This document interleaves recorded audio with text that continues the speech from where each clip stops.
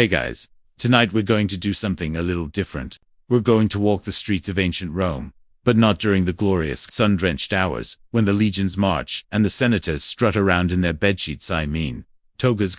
No, we're going to wait until the sun goes down, until the last vendors have packed their olives and the last children have been called inside. We're going to meet the people who made sure Rome didn't break its neck, stumbling home in the dark. We're going to talk about lamplighters. And I have to be honest with you, if you think your job is tough, if you think standing in rush hour traffic or dealing with your boss's passive-aggressive emails is hard, you probably wouldn't last one night doing what these people did. One night, maybe two if you're stubborn, but definitely not a week. So, before you get comfortable, take a moment to like the video and subscribe, but only if you genuinely enjoy what I do here. If you're new, welcome. If you've been here for a while, you know the drill. Drop a comment and let me know where you're listening from tonight and what time it is where you are. I always love seeing the clock watching happening in real time. Someone in Tokyo about to start their day. Someone in London already 3 hours into sleep. Someone in New York just barely getting comfortable. It's like a little global insomnia club. And honestly, best club I've ever been part of now. Dim the lights. Maybe turn on a fan for that soft background hum. And let's ease into tonight's journey together. The sun is setting over Rome, and you're just waking up. That's the first strange thing about your life. While everyone else is rubbing their eyes and stumbling toward the morning ritual of watered-down wine and stale bread, you're just now opening your eyes to the orange glow filtering through the shutters of your tiny apartment. You live on the third floor of a crowded insolute, one of those rickety brick and timber apartment buildings that Rome is famous for, the kind that architects look at now and go, wait, that's still standing. You share the space with your wife, 2 kids, and about 17 mice who've figured out how to get into your grain storage no matter how many times you block the holes. The apartment is small. The ceiling is low. The walls are covered in soot from the oil lamp you burn at night. Ironic. Really, given what you do for a living, you stretch. You scratch your beard. You kick the kid who's somehow rolled into your sleeping spot again. And you think about the night ahead. Because for you, the night is the day. You're a lamplighter. Hallucinarious if you want to get fancy about it. Your job is simple in theory. When the sun goes down, you go out with your long pole and your oil flask, and you light the street lamps, one by one, street by street, until the whole city glows like a scattered handful of fireflies. In practice, of course, it's never that simple. You pull on your tunic, the same one you've worn for the last week, because laundry is expensive, and honestly, who's going to notice in the dark? And you make your way down the creaking stairs. The building groans around you like an old man getting out of a chair. 3 flights down. Past the family that keeps chickens in their apartment, don't ask. Past the old woman who curses at everyone who walks by. She's blind, but she can hear your footsteps, and she curses you anyway. And out into the courtyard where the landlord has installed a single sad little fountain that barely trickles. You fill your leather flask with water, not for drinking, for emergencies. Because when you're carrying a flame through the streets of Rome, emergency is always just one gust of wind away. You meet the other lamplighters at the corner of the Vicus Tuscus, the street that runs between the Forum and the river. There are 5 of you tonight. Marcus, the old guy who's been doing this since before you were born, and has the scars to prove it. Lucius, who's about your age but never stops complaining about his feet. Gaius, who's 17 and still thinks this job is exciting. And Publius, who showed up drunk last week and accidentally lit a merchant's awning on fire. So now he's on probation and has to work with a shorter pole as punishment. You nod at each other. No words. Words take energy, and you're going to need all of that for the night. The city prefect's office provides the oil. It's not good oil, no good oil. The kind your wife buys for cooking when you've had a good month. This is the cheap stuff. Pressed from olives that were probably already rotting when they went into the press. It smokes. It smells. It burns unevenly and sputters when the wind hits it. But it's free, and it's yours. And you carry it in a heavy ceramic flask strapped across your body like a modern mail carrier's bag. Only heavier and more likely to ruin your day if it breaks. Your tools are simple. A pole, about 12 feet long, made of ash wood, that's been treated with something to keep it from catching fire. Though you've seen enough burned poles to know the treatment isn't perfect. At the end of the pole, a metal cup holds the wick and a small reservoir of oil. The idea is that you dip the wick into your main flask, light it from the previous lamp, or from the small ember you carry in a little clay pot, and then reach up to light the street lamps mounted on walls and corners throughout the city. In theory, it's elegant. In practice, it's like trying to thread a needle while standing on a wobbling stool in the dark. The first lamp of the night is always the hardest. It's the one that sets the rhythm. You dip your wick, feel the oil soak in, touch it to the ember, and watch it catch. The flame is small at first, hesitant, like it's not sure it wants to commit to this whole burning thing. But then it catches properly, and you have light. Your light, just for a moment, you're Prometheus, bringing fire to the people. Then you remember that Prometheus got his liver eaten by an eagle every day for eternity. And you think, yeah, that tracks. You walk to the first street lamp. It's mounted on the corner of a bakery, high enough that someone would need a ladder to reach it, which is exactly why you have the pole. You lift, you guide, you touch the flame to the wick inside the lamp, and with a soft whoosh, it catches. Light spills onto the street below. You've done it. One down, only a few hundred to go. Behind you, the others are fanning out, each taking their own section of the neighborhood. You can see Marcus's light bobbing in the distance like a slow-motion firefly. Lucius is already complaining. You can't hear him, but you know he is. Gaius is probably trying to do his section too fast, which means he'll mess something up and have to double back. And Publius is carefully, meticulously, nervously lighting his lamps, with the exaggerated caution of a man who knows one mistake means he's back on street sweeping duty. The city around you is winding down. The shops are closed, their wooden shutters bolted from the inside. The taverns are still open. They'll stay open for hours yet, but the respectable parts of the city are settling in for the night. You hear snatches of conversation from upper windows, the clatter of dishes being washed, a baby crying somewhere in the distance. Normal life, day life, the life you used to live before you took this job. Back when you thought sleeping at night was just something everyone did. You pass the temple of Castor and Pollux, its columns pale in the fading light. The last rays of sun are catching the tops of the hills across the city, painting them gold and purple. For a moment, it's beautiful. For a moment, you understand why poets go on and on about Rome at sunset. Then the moment passes, and you remember you have 300 more lamps to light before midnight. And the beauty of the city becomes just another thing you have to work around. Your wife asked you once why you do this job. Not in a mean way, she's supportive. She understands that someone has to do it, but genuinely curious. Why spend your nights walking the streets when you could work in a shop during the day? Or join a construction crew? Or do literally anything that lets you sleep when the rest of the world sleeps? And you told her the truth. It's quiet. In a city of 1 million people, a city that never really stops moving, the night is the only time you can hear yourself think. Sure, your body is tired. Sure, your back hurts from carrying oil, and your arms ache from holding the pole. But your mind is free. And in ancient Rome, freedom is rare enough that you grab it wherever you can find it. The first hour passes in a rhythm. Lamp, walk, dip, light, lamp, walk, dip, light. Your body knows what to do now, even if your brain has wandered off somewhere else. You think about dinner you ate before you left, but you're already hungry again, because walking 10 miles a night does that to a person. You think about your kids. The older one wants to be a soldier. The younger one wants to be you, which is either sweet or terrifying, depending on how you look at it. You think about the emperor somewhere up on the Palatine Hill, surrounded by guards and luxury, probably not thinking about you at all. And that's fine. You're not doing this for the emperor. You're doing it for the people who need to find their way home. For the merchants who have to open early. For the night watch who need to see what's happening in the alleys. You're doing it because it needs to be done, and because someone has to. And because, let's be honest, the pay isn't terrible. Not great, but not terrible. Enough to keep your family fed. Enough to afford that third-floor apartment with the mice. Enough. The last traces of daylight disappear completely. The sky goes from purple to black, and the stars come out, faint and distant, above the glow of your lamps. You look up at them sometimes, the ones the Greeks named. The ones the Babylonians mapped, and you wonder if they look down on you, the way you look down on the ants in your courtyard. Probably not. Probably they have better things to do than watch a lamplighter in Rome. But you keep lighting anyway. Lamp after lamp after lamp. Each one a small victory against the dark. By the time you've been working for 3 hours, your body has settled into the familiar ache that comes with this job. Your shoulders know exactly how much they're supposed to hurt. Your feet have made peace with the cobblestones. Your eyes have adjusted to the strange half-light of a city that's never fully dark and never fully bright. Pools of orange glow separated by stretches of shadow, where you have to trust your memory more than your vision.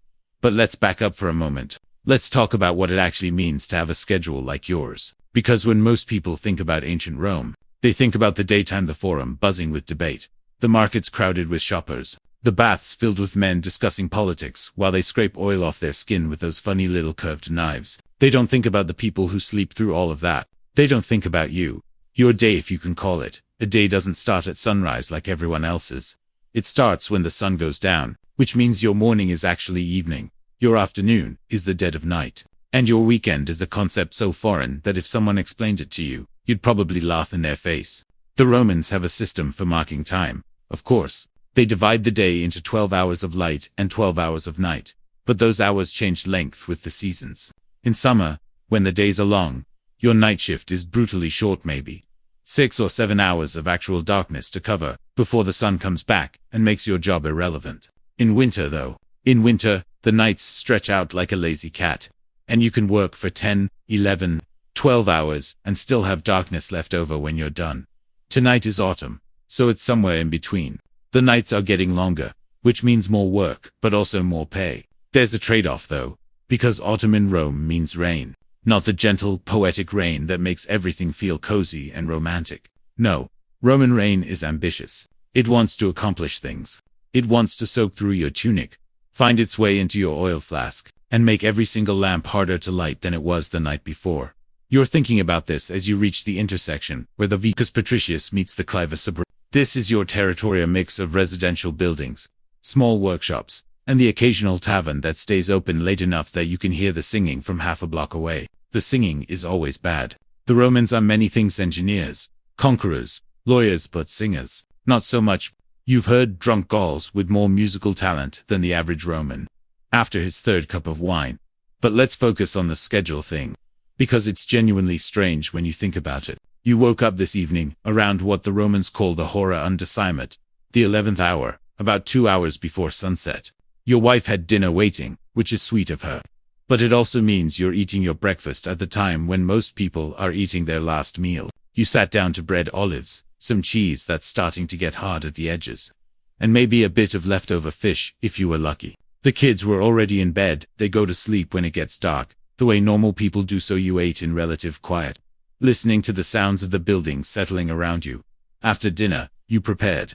This is a ritual that never changes, because if you forget something, you can't just run back home to get it. Home is 3 miles away by the time you're deep into your route. So you check your flask full of oil, sealed tight, no leaks. You check your pulse rate, no cracks, the metal cup securely attached. You check your emergency water full, because you learned the hard way what happens when it's not. You check your ember pot still glowing, wrapped in cloth to keep it alive. The most precious thing you carry, because without it, you'd have to walk all the way back to the nearest fire source and start over. Then you walk to the meeting point, and the night begins. But here's the thing about working all night. It messes with your head in ways you don't expect. The Romans don't have a word for circadian rhythm because they've never had to think about it. But you feel it in your bones. There are hours when your body screams at you to sleep, when your eyelids get heavy and your thoughts get fuzzy, and you have to physically shake yourself to stay awake. Those hours are usually around the middle of the night, what the Greeks call the witching hour. Though the Romans don't have witches in quite the same way. They have striges, bird-like creatures that drink blood, which is somehow worse. You've learned tricks to stay awake. You sing to yourself, quietly, songs your mother used to sing when you were small. You count your steps between lamps, always the same number, because you've walked this route so many times that you know exactly how many paces it takes to get from one corner to the next. You talk to the cats that roam the streets at night, the half-wild creatures that survive on garbage, and the occasional mouse. They don't talk back, but they listen. And sometimes that's enough. The strangest part, though, is what happens to your perception of time. When you work at night, hours lose their meaning. There's no sun to mark the passage, no change in light to tell you how long you've been walking. You have the stars. If you know how to read them, and you do, a little enough to know when midnight has passed and the long march toward dawn has begun. But mostly, you rely on your body. You know you've been working for a while when your feet start to ache in that specific way. You know it's getting late when your stomach growls for the second time. You know dawn is approaching when the air gets that certain coolness, that pre-dawn chill that feels different from the regular night air. And through all of this, you're lighting lamps, one after another after another. The city spreads out around you like a sleeping giant, and you're one of the tiny figures moving through its veins, keeping it alive in some small way. Let's talk about the lamps themselves for a moment, because they're not what you might expect. When modern people imagined Roman street lighting, They sometimes picture something grand, elaborate bronze fixtures with intricate designs. Maybe a bit like the gas lamps of Victorian London, but older and more classical. The reality is much more practical. Most street lamps are simple clay pots, roughly the size of a modern coffee mug, with a spout for the wick and a handle for hanging. They're mounted on brackets attached to buildings, usually at intersections where they can light the maximum area. Inside, they hold maybe a few hours worth of oil, which means that on a long winter night, you'll have to refill them sometimes twice before dawn finally arrives. The oil, as mentioned, is not good. You've developed a theory over the years that the city prefect's office buys the absolute worst oil they can find. The stuff that no one else will buy, just to save a few cents. It burns with a thick, black smoke that stains the walls above each lamp, and probably does terrible things to your lungs. Though you don't think about that, because thinking about it won't change anything. The wicks are made of flax or hemp, cheap and plentiful, and they need to be trimmed regularly or they'll burn unevenly and waste oil. You're responsible for all of it. The lighting, the refilling, the trimming, the occasional repair when a bracket breaks or a lamp falls off its mount. You're not just a lighter, you're a maintenance worker, a janitor, a night watchman by accident, and sometimes a first responder when things go wrong. And things do go wrong. Oh, they go wrong all the time. Tonight, for example, you've just reached a lamp near the Porta Esquilina when you notice that the bracket is loose. Someone, probably a drunk teenager, though you can't prove it, has been hanging on it. And now the whole thing wobbles dangerously when you try to light it. You have a choice. Leave it and hope no one notices, or try to fix it yourself in the dark with tools you don't have. You choose option 3.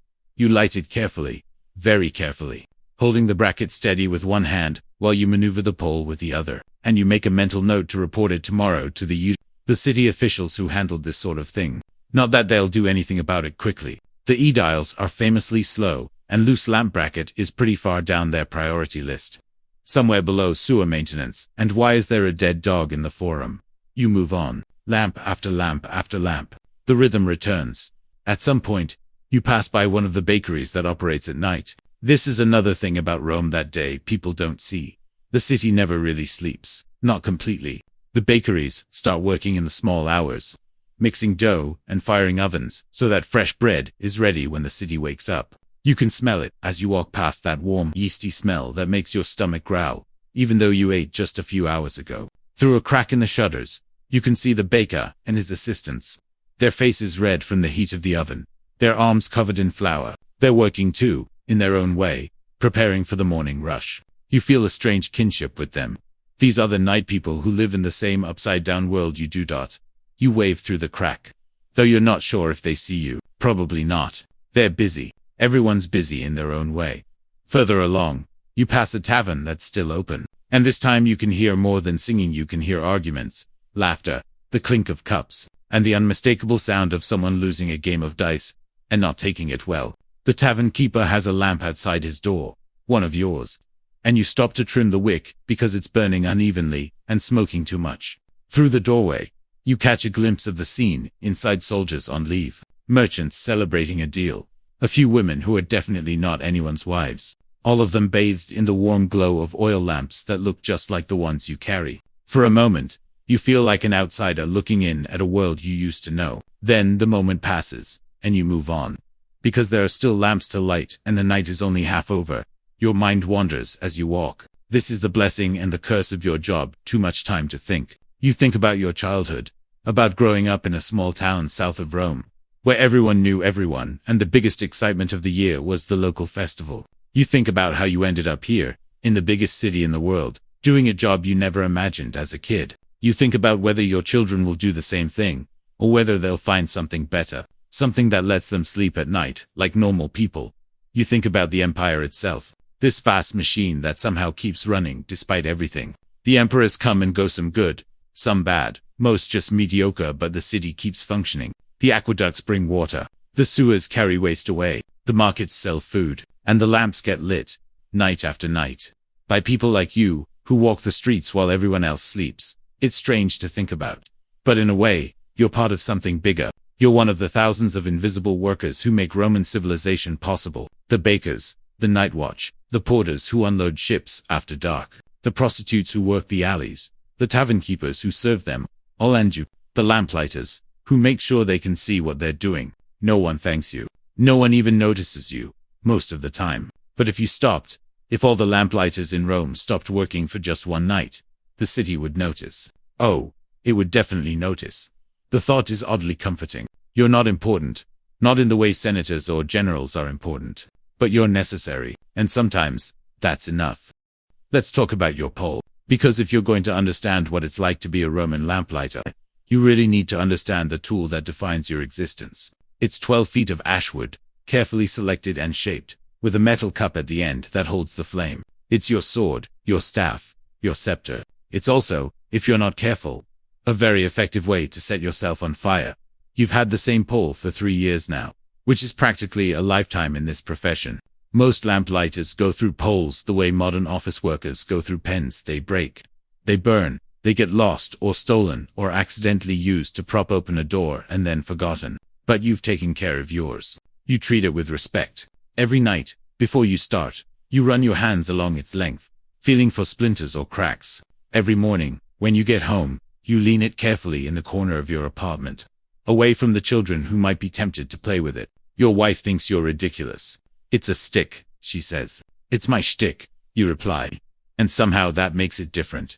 The pole is designed for one purpose: to extend your reach. The street lamps of Rome are mounted high enough that no one can casually steal them, high enough that passing carts don't knock them down, high enough that you need this ridiculous 12-foot contraption just to do your job. When you hold it vertically, the metal cup at the top is a good 15 feet above the ground. When you tilt it toward a lamp, you're essentially performing a kind of slow-motion ballet, balancing the weight of the pole while guiding the flame to exactly the right spot.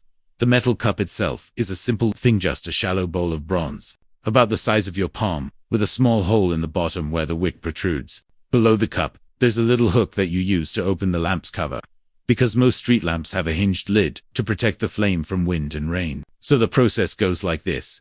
You approach the lamp, you hook the lid and lift it, you guide your flame to the wick inside, you wait until it catches, and then you gently lower the lid back into place. If you do it right, it takes about 10 seconds. If you do it wrong, it takes longer and usually involves cursing. You're doing it right tonight. Lamp after lamp, the rhythm holds. Your body knows exactly how to angle the pole, exactly how much pressure to apply, exactly when to pause and let the flame catch before moving on. It's almost meditative. This repetition, your mind drifts while your hands work, and before you know it, you've covered another block without really noticing. But let's get into the details of the oil situation, because it's more complicated than you might think. Your main flask is made of ceramic, glazed on the inside to prevent leakage, and it holds about 2 gallons of oil. That's heavy, maybe 20 pounds when full, which is why you carry it across your body on a leather strap, like a messenger bag from hell. The weight pulls at your shoulder constantly, a dull ache that you've learned to ignore but never quite forget. By the end of the night, that shoulder will be sore in a way that no amount of stretching can fix. You also carry a smaller flask, a sort of dispenser, that you use to refill your pole's cup, because the cup only holds enough oil for maybe 10 lamps before it needs more. So every 10 lamps, you stop. You unscrew the little cap on your pole's cup. You pour oil from your small flask into it, and you keep going. And every hour or so, you refill the small flask from the big one. It's a constant cycle of transferring liquid from one container to another. And if you're not careful, it's also a constant cycle of spilling oil on yourself.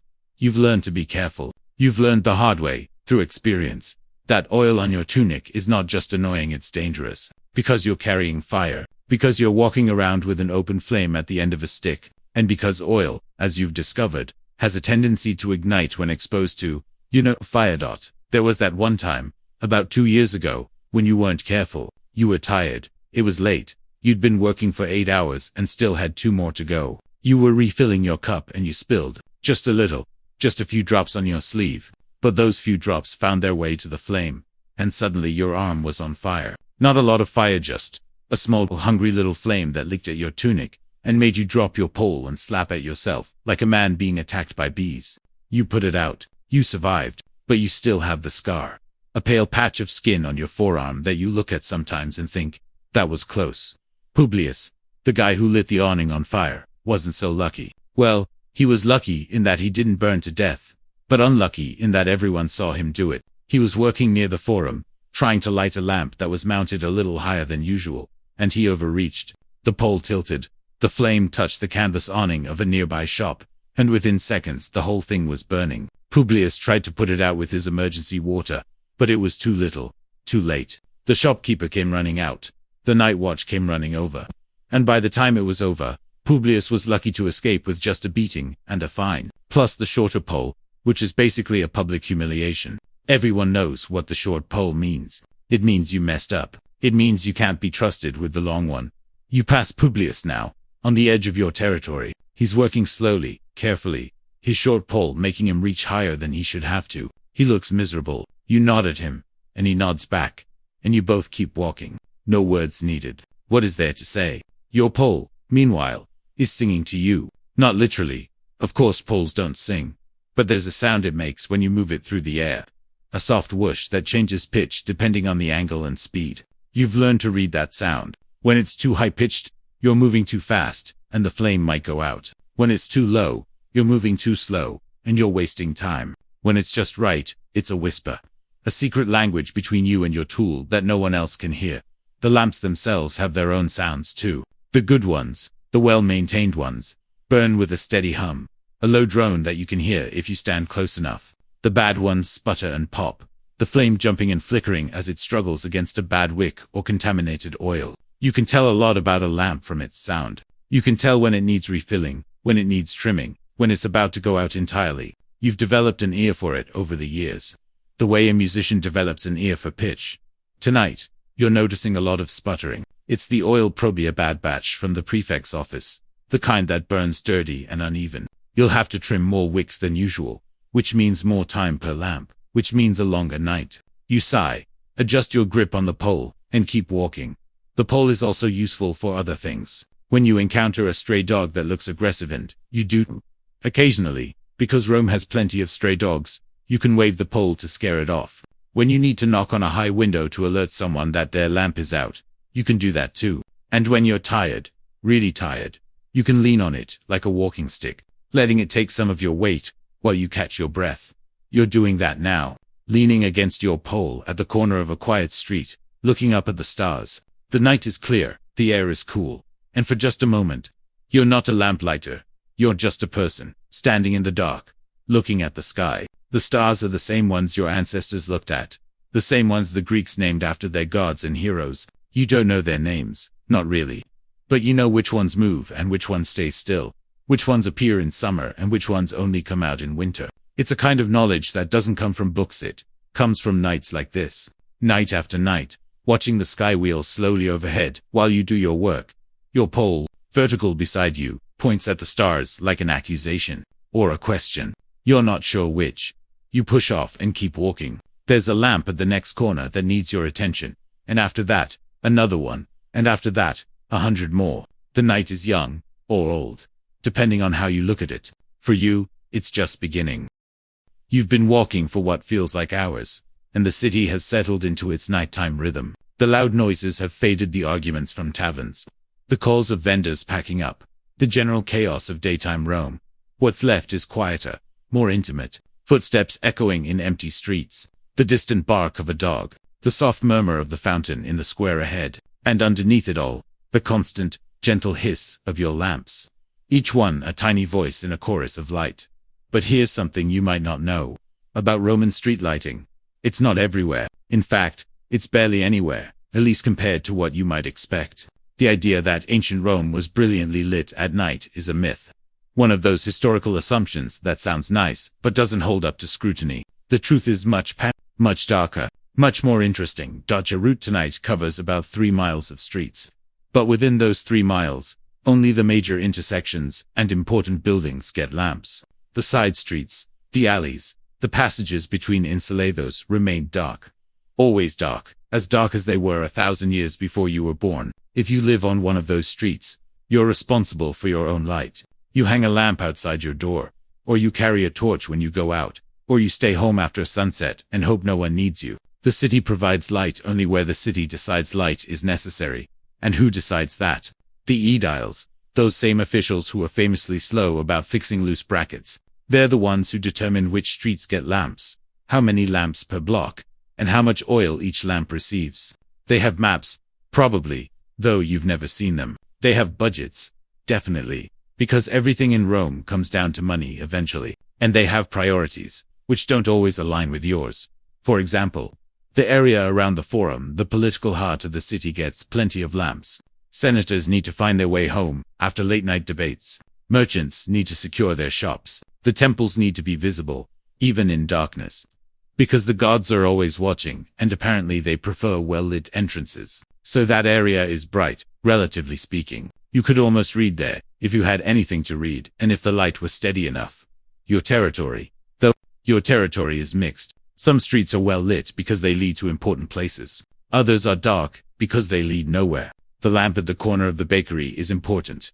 The baker works at night, so he needs light to see by. The lamp near the tavern is important. Drunks need to find their way home, or at least find their way to the next tavern. But the lamp halfway down a residential block, the one that lights nothing but apartment walls and sleeping families, that one is there because someone complained. Because someone knew someone who knew someone. Because Roman bureaucracy works in mysterious ways. You've learned to navigate the gaps between the pools of light cast by your lamps.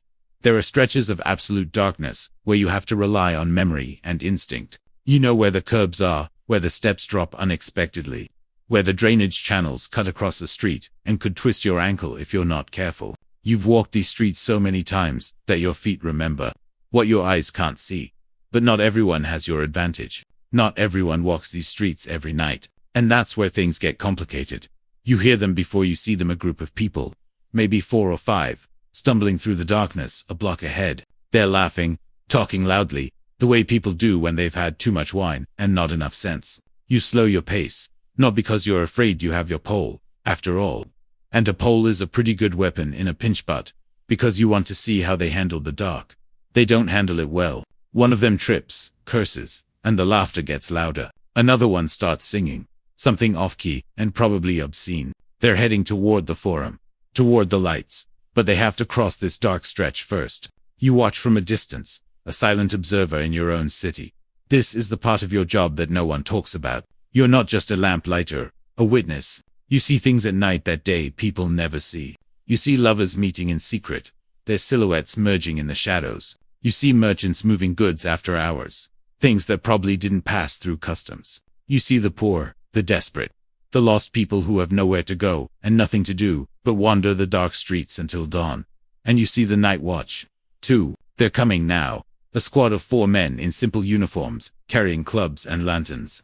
They're supposed to keep the peace, to prevent crime, to respond to emergencies. In practice, they mostly walk around looking important and occasionally break up fights. You nod to them as they pass, and they nod back. You're both night people. You understand each other. The drunk group has reached the Forum now, their laughter fading into the distance. The night watch follows, slower, more deliberate, and you're alone again, with your pole and your lamps, and your thoughts. Let's talk about the lamps themselves, in more detail, because they're not all the same. Some are public, paid for by the city, maintained by people like you. Others are private, paid for by shopkeepers or wealthy residents who want light outside their doors. You're responsible for both. But the private ones are trickier. The owners have opinions about how they should be lit, when they should be lit, and whether you're doing it right. You've had arguments with shopkeepers who insisted their lamp needed more oil, even though you gave it the same amount as every other lamp. You've had shopkeepers accuse you of stealing oil, even though you've never stolen so much as a drop. You've had shopkeepers offer you wine, which you always accept, because wine is wine, and you're not a monster. The private lamps are also more varied in design. Some are simple clay pots, like the public ones. Others are bronze, ornate, decorated with images of gods or animals or abstract patterns that must have meant something to someone. A few are glass, which is rare and expensive and makes you nervous every time you have to clean them. Glass lamps are beautiful. The light shines through them like captured sunlight. But they're also fragile, and if you break one, you'll be paying for it for the rest of your life. You're approaching one now. A bronze lamp outside a wealthy merchant's house, near the Esquiline Hill. It's shaped like a dolphin, which is strange because you're miles from the sea. But wealthy Romans love marine themes for some reason. Maybe it reminds them of their vacation villas. Maybe they just like dolphins. You hook the lid, guide your flame inside, and watch as the light catches and glows through the bronze's open mouth. The dolphin's eyes, which are made of colored glass, seem to watch you as you work. It's a little unsettling. Honestly, the merchant's house is dark, of course. He's sleeping, like most sensible people at this hour, but his lamp burns on, a small beacon in the night, announcing to anyone passing that someone important lives here. That's part of what these private lamps do, their status symbols. Ways of saying, I can afford to light the street outside my house. The merchant probably doesn't even see his lamp most nights. He's inside, asleep, dreaming of dolphins or money, or both. You move on. The next lamp is public, mounted on a corner near a small shrine to the Lares, the household gods who also protect crossroads and neighborhoods. This lamp is always problematic. The wind funnels down this street in a way that makes the flame flicker wildly. And you've had to relight it 3 times in a single night more than once. Tonight though, the wind is calm, and the lamp catches on the first try. You whisper a quick thanks to the Lares, just in case they're listening. It never hurts to be polite to gods. The shrine itself is tiny. Just a small niche in the wall with a few faded paintings, and a little altar where people leave offerings. You can see the remains of yesterday's offerings. A few wilted flowers, a crust of bread, a small coin that someone will probably steal before morning. The gods don't need coins. You think, the gods don't need anything, but people need to give, need to believe that someone is watching over them in the dark. You're watching over them, in your own way, not as a god. Obviously you're just a guy with a pole and a flask of bad oil, but you're here, you're present, you're making the darkness a little less dark, one lamp at a time, and maybe that counts for something. Further down the street, you encounter something unusual, a lamp that's already lit. This shouldn't happen. You're the first lamplighter on this route, and you haven't been here yet tonight, but someone else has lit this lamp, someone with their own flame and their own purpose. You stop and examine it, trying to figure out what happened. The lamp is public, so it's not a private owner doing their own lighting. The flame is steady, which means it's been burning for a while, long enough to settle into that quiet hum. The wick is trimmed neatly, which suggests someone who knows what they're doing. You look around, but the street is empty. No one in sight. This is mysterious. This is the kind of thing that makes you wonder if the stories are truth, the stories about ghosts, about spirits, about the restless dead who walk the streets at night. You've heard them all, of course. Every lamplighter has. The ghost of Nero, supposedly, still haunts the hills where his palaces once stood. The spirit of Caligula wanders the forum, muttering to himself and scaring anyone who sees him. And there are older stories too. Stories from before Rome was Rome, about spirits that lived in the groves and streams that the city eventually covered over. You don't believe in ghosts, mostly, but nights like this, when you're tired and alone and the city is quiet, it's easy to imagine things. Easy to see shapes in the darkness that aren't really there. Easy to hear footsteps that stop when you stop. Voices that fade when you try to listen. You relight the lamp anyway, just to be sure. It doesn't need it, it's burning fine. But you do it out of habit. Out of the need to do your job properly. Then you move on. Faster than before. Trying not to think about who might have been here before you. The night watch would laugh at you if they knew. Ghosts, they'd say in Rome. The city's too practical for ghosts. Too busy. Too alive. The dead don't have time to haunt a place this crowded. But you're not so sure. You've seen things. Over the years. Nothing definitive. Nothing you could prove. But things that made you look twice. A figure that disappeared when you turned to look. A voice that called your name when no one was there. A lamp that stayed lit for 3 days once, even though it had no oil left. Until finally the priest came and performed some kind of ritual and it went out on its own. You don't talk about these things. Who would you tell? Your wife would worry. Your co-workers would mock you. The Ediles would think you're crazy and probably replace you with someone more reliable. So you keep it to yourself. These small mysteries that accumulate over years of working in the dark. The lamp at the crossroads is burning steadily now. A small orange glow in the sea of night. You stand there for a moment, watching it, feeling the warmth from its flame on your face. Then you turn and continue your route. Because the night is long and there are many lamps still waiting. Behind you, something moves in the shadows. You don't see it, you don't hear it, but it's there, watching, waiting, patient, as the dark itself. Maybe it's a ghost. Maybe it's just a cat. In Rome at night, it's hard to tell the difference.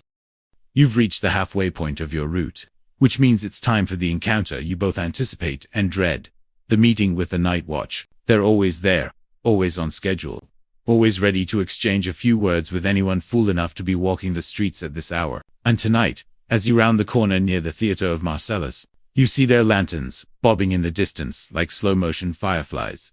The night watch, the vigils. They're called our Rome's answer to the problem of darkness. They're part firefighters, Part police, part neighborhood watch, and part something else that doesn't have a modern equivalent. There are about 7,000 of them in the city, divided into 7 cohorts, each responsible for 2 of Rome's 14 regions. They patrol at night, looking for fires mostly, but also keeping an eye out for crime, settling disputes, and generally making sure the city doesn't burn down or kill itself before morning. You've gotten to know the ones on your route over the years. There's Decimus, the leader of this squad, a veteran who did 20 years in the legions and then took this job because he couldn't stand staying home with his wife. There's Marcus, young and eager, who still believes he's going to catch a real criminal someday and become famous. There's Titus, who's old enough to be Marcus's father and who complains constantly about his feet, his back, his eyes, and basically everything else. And there's Lucius, who never talks and who you're pretty sure is only here because someone owed someone a favor.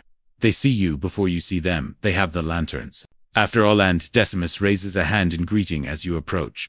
"Hail, lighter of lamps," he says, his voice carrying that particular tone that means he's about to make fun of you. Still walking, still working, still alive. You lean your pole against a wall and stretch your shoulders. Still working, still walking, still alive somehow. Decimus gestures at the others. Same old, same old. Walked the whole region, found nothing. Marcus here thought he saw a fire on the Aventine. Turned out to be a guy burning trash in his courtyard. Titus stepped in something we won't discuss. Lucius didn't say a word, as usual. Standard night. Marcus perks up at the mention of his name. It could have been a fire. You can't be too careful. Remember last year, when that insula collapsed? Everyone said it was fine until it wasn't. Titus groans. Don't start with the insula story again. We all know about the insula. You tell it every night. It's important to remember, Marcus insists. Learning from the past. That's what my father always said. Your father probably also said a lot of other things. You think, but you keep it to yourself. The Night Watch has its own dynamics, its own hierarchies and inside jokes, and you're just a visitor in their world. Decimus pulls out a small flask, probably cut with water the way soldiers drink. Hand offers it to you. You take it gratefully, feeling the warmth spread through your chest as you swallow. It's not good wine, but it's wine. And at this hour, that's all that matters. So, Decimus says, taking the flask back, anything interesting tonight? Seen any ghosts? Any monsters? Any senators doing things they shouldn't? You think about the pre-lit lamp, the one that shouldn't have been burning when you got there. You think about the shapes in the shadows, the footsteps that stop when you stop, but you shake your head. Nothing much. Usual stuff. Lamps going out. Lamps needing oil. Lamps that someone's been messing with. You know how it is. Decimus nods. He does know. He's been doing this long enough to understand that most nights are exactly like this: quiet, routine, unremarkable. The exciting nights are the ones you don't want. The ones where something actually happens. Where people get hurt, or things get broken, or the city reminds you that it's always one spark away from disaster. Titus has found a spot to sit. A low wall that's probably not comfortable but is at least off his feet. He's rubbing his ankles and muttering to himself. Lucius stands apart, staring into the darkness like he's expecting something to emerge. Marcus is bouncing on his heels, full of the energy of youth, ready for action that never comes. You've been here before. You'll be here again. This little ritual, this meeting in the dark, is as much a part of your night as the lamps themselves. So, you say, mostly to fill the silence. Anything new in the city? Any news from the prefect? Any gossip I should know? Decimus laughs. You want gossip? From us? We're the Night Watch. We're the last people to hear anything. By the time we know about something, it's already happened, and everyone's already talking about it. Marcus jumps in. But I did hear something, actually, from my cousin, who works in the forum. He says there's talk of expanding the lighting. More lamps, more streets, maybe even some on the hills where the rich people live. You raise an eyebrow. More lamps. Where would they get the oil? Who would light them? That's the thing, Marcus says eagerly. They'd hire more lighters, more people like you, maybe even a second shift, so the lamps stay lit all night instead of going out before dawn. This is interesting. This is very interesting. More lamps means more work, which means more pay, which means, well, it means a lot of things. But you've been around long enough to be skeptical. Talk, you say? It's always talk. They've been talking about more lamps since before I started this job. Nothing ever happens. Decimus nods agreement. He's right, Kit. The Idiles talk big, but when it comes time to spend money, they find reasons not to. Oil costs, lamps cost, people cost, and the city's always short on something. Marcus deflates slightly, but he's young enough to still believe that things might change. You remember being that young. You remember thinking that if you just worked hard enough, if you just did your job well enough, things would get better. They haven't, not really. But you keep working anyway. What else can you do? The wine flask makes another round. The night deepens around you. Somewhere in the distance, a dog barks, and another answers. And soon there's a whole chorus of them, barking at nothing, barking at everything, barking because that's what dogs do at night. Titus groans and stands up. We should move. Sitting makes it worse. If I stop moving, I'll never start again. Decimus caps the flask and tucks it away. He's right. Duty calls, or whatever. He looks at you. You good? Need anything? We can walk with you for a bit, if you want. You shake your head. I'm fine. Got my route. Got my pole. Got my lamps. I'll see you tomorrow. Or tonight. Whatever this is. Decimus claps you on the shoulder solid. Soldier's clap that almost makes you stumble in. Then he's moving. The others falling into step behind him. Marcus waves. Titus limps. Lucius says nothing. As always, their lanterns bob away into the darkness, and soon they're just another set of lights in a city full of lights. Indistinguishable from your lamps, except for the way they move. You're alone again. Well, not alone, there are always people in Rome. Even at this hour, even in the darkest stretches. But alone in the way that matters. The way that makes you feel like the last person on earth. Walking through a city that's temporarily abandoned. You pick up your pole and get back to work. The next few lamps go quickly. Your rhythm returns. That meditative state where your body works and your mind wanders. You think about what Marcus said: more lamps, more work, more money. It would be nice, wouldn't it? To have enough money to move to a better apartment. One without mice. One where the roof doesn't leak when it rains. To be able to buy better food, better oil for your own lamps. Maybe even a new tunic that doesn't have patches on patches. But you've learned not to hope too much. Hope is dangerous in a job like this. Hope makes the long nights longer, makes the cold colder, makes the endless repetition harder to bear. Better to just keep walking, keep lighting, keep doing what you do without expecting anything to change. The lamp at the next corner is one of your favorites. It's mounted on a building that used to be a temple to something you're not sure what.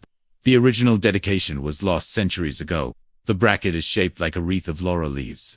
The building itself is abandoned now. Its columns cracked, its walls covered in graffiti. But the lamp remains, and you take care of it because no one else will. You hook the lid, guide your flame, and watch as the light catches. For a moment, the old temple glows, the shadows retreating from its facade, and you can almost imagine what it looked like in its glory days. Priests, in white robes, worshippers bringing offerings, the whole scene lit by torches and lamps, just like yours. Then the moment passes, and it's just an old building again, empty and forgotten. But the lamp burns on. That's something. Further along, you pass a bakery that's still active. You can smell the bread, warm and fresh, even from the street. Through a gap in the shutters, you see the baker and his assistants. Their faces red from the heat, their arms covered in flour. They're working fast, shaping loaves and sliding them into the oven with long wooden paddles. One of them looks up, sees you, and waves. You wave back. Another night person, another soul living in the upside-down world. You wonder what they think about. Those bakers, as they work through the night. Do they think about their families, their futures, the people who will eat their bread in a few hours, never knowing who made it or when? Or do they just think about the dough, the oven, the next loaf, the next task, the next hour until dawn finally comes? Probably the latter. That's what you do, after all. You think about the next lamp, the next street, the next corner. The big picture is too big to hold in your head at this hour. Better to focus on what's right in front of you. The lamp near the bakery is already lit. Someone else's work. Maybe the baker himself. Maybe another lamp lighter who passed through earlier. You check it anyway, trimming the wick slightly, adjusting the flame. It's not strictly necessary, but it's habit, and habits are what keep you alive in this job. You move on. The night stretches ahead, full of lamps and shadows, and the occasional sound of something moving in the dark. You're tired now, really tired. The kind of tired that settles into your bones and makes every step an effort. But you keep going. There's no choice really. The lamps need lighting, and you're the one who lights them. Behind you, the night watch has disappeared into the maze of streets, their lanterns invisible now. Ahead, the city waits, patient and dark, ready for your flame. And somewhere in between, in the space between one lamp and the next, you keep walking, keep working, Keep being the person who makes the darkness a little less dark. It's not much, but it's something.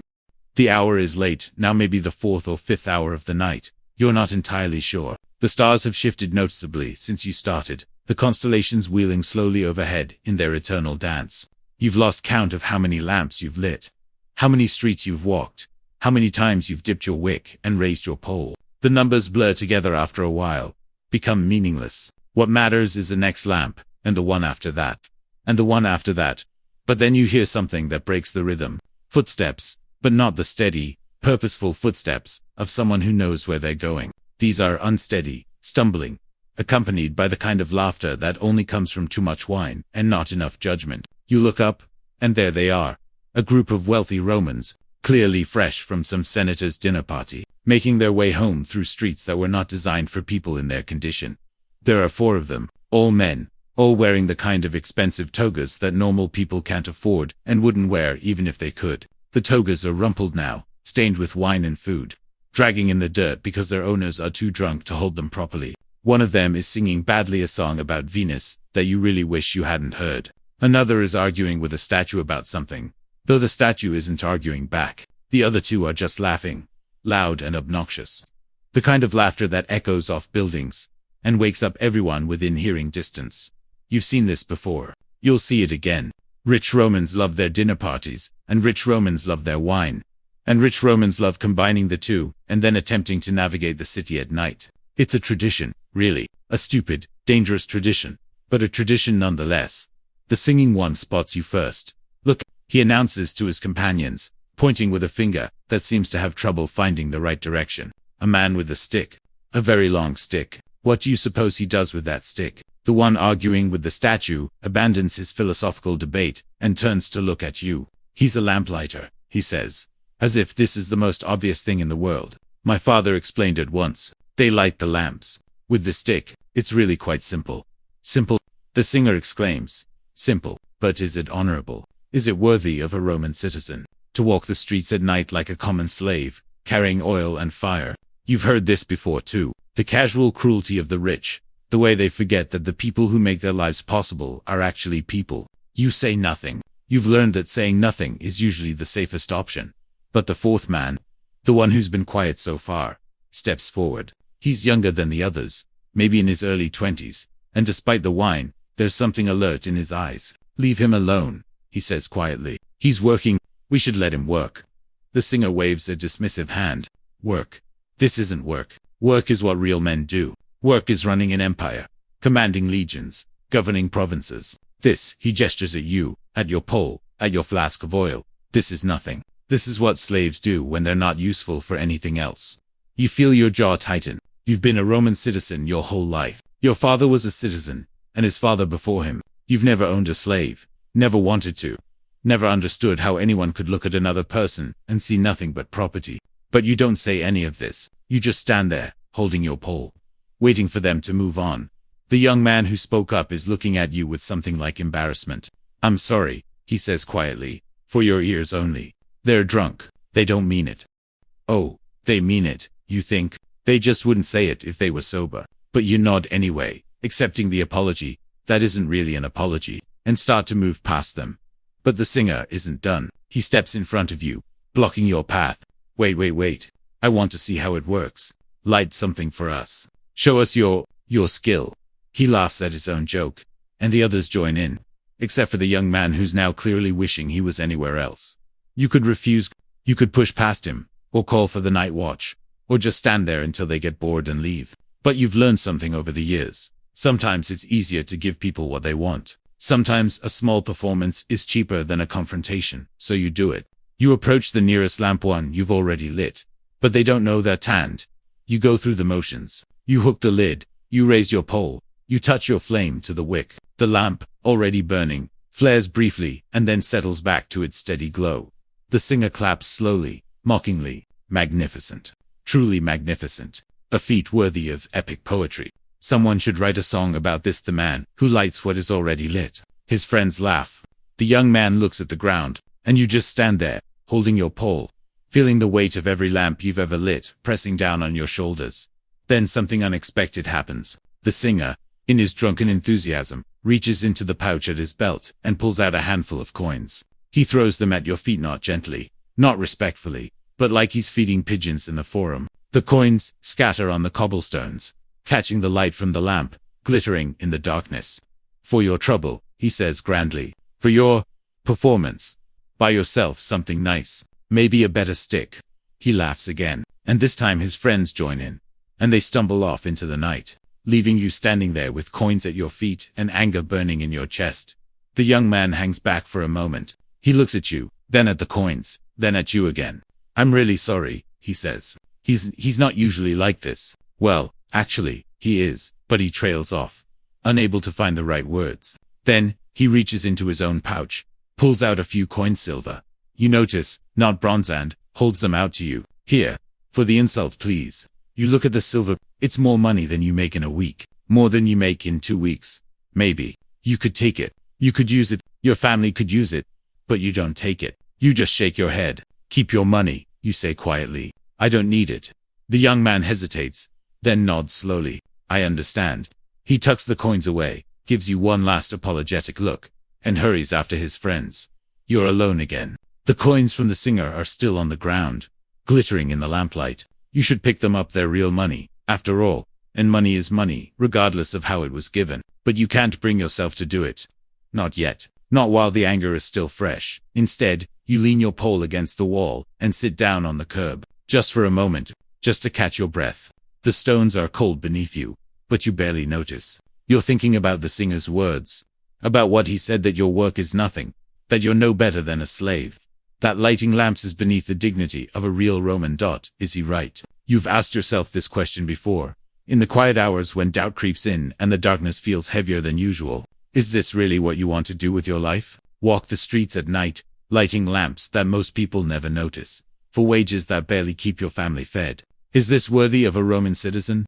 Is this worthy of you? But then you think about the baker, working through the night to make bread for the morning. You think about the night watch, walking their rounds to keep the city safe. You think about the merchants unloading ships at Ostia, the porters carrying goods through the dark streets, the countless invisible workers who make Rome function while the rich sleep in their comfortable beds. Are they all less than human? Are they all unworthy? No. The singer is wrong. The singer is drunk and stupid and wrong. Work is work. Whether you're commanding legions or lighting lamps, you're doing something that needs to be done. And if the rich don't understand that, if they can't see the value in the people who make their lives possible, that's their failing, not yours. You stand up, brush off your tunic, and start picking up the coins. One by one, you gather them from the cobblestones, bronze, mostly, a few copper, nothing special, but they add up. They'll buy bread, maybe some cheese, maybe a small treat for the kids. They're not an insult. They're just money. And money, unlike pride, can be spent. You tuck the coins into your pouch and pick up your pole. The night is still young, well, not young, but not over either. There are lamps waiting. There's work to do. As you walk, you think about the young man who offered you silver. He seemed genuinely sorry, genuinely uncomfortable with his friend's behavior. Maybe there's hope for the next generation of rich Romans. Maybe some of them will grow up to be different, to see the value in people who aren't like them. Or maybe they'll just get better at hiding their contempt. You've been around long enough to know that both are possible. The next lamp is on a corner near a small temple to Mercury, the god of merchants and travelers. It's appropriate. You think Mercury is also the god of thieves. And you feel a little like you've been robbed tonight, robbed of your dignity if not your money. But Mercury is also the god of boundaries, of thresholds, of the spaces between things. And right now, standing at this corner, with your pole and your lamps, you're in a threshold too, between night and day, between rich and poor, between the person you are and the person you might become. You light the lamp. It catches on the first try, burning steady and bright. The flame reflects off the temple's marble steps, creating a small pool of light in the darkness. You stand there for a moment, watching it, feeling its warmth on your face. Then you move on, because that's what you do. You move on, and you light the next lamp, and the next, and the next. The night is long, but you're longer. The darkness is deep, but your flame is deeper. Behind you, the coins in your pouch clink softly with each step. A small sound, barely audible, but you hear it. It's the sound of survival. The sound of another night survived, another morning coming, another chance to do it all over again. And somewhere in the city, the singer is probably throwing up in an alley, his friends laughing at him, his dignity as tattered as his toga. You don't wish him ill. You don't wish him anything. He's just another Roman, doing what Romans do, living his life the only way he knows how. But you're a Roman too, and tonight, you're the one with the light. The air changes. You feel it before you see it. That particular chill, that means winter is finally admitting it's here to stay. Rome's winters aren't as brutal as the ones up north. Not like Gaul or Germany, where the legions sometimes lose fingers to frostbite. But they're cold enough. Cold enough to make you grateful for the small warmth of your lamps. Cold enough to make you miss your bed, even though you won't see it for hours yet. Cold enough to change everything about how you do your job.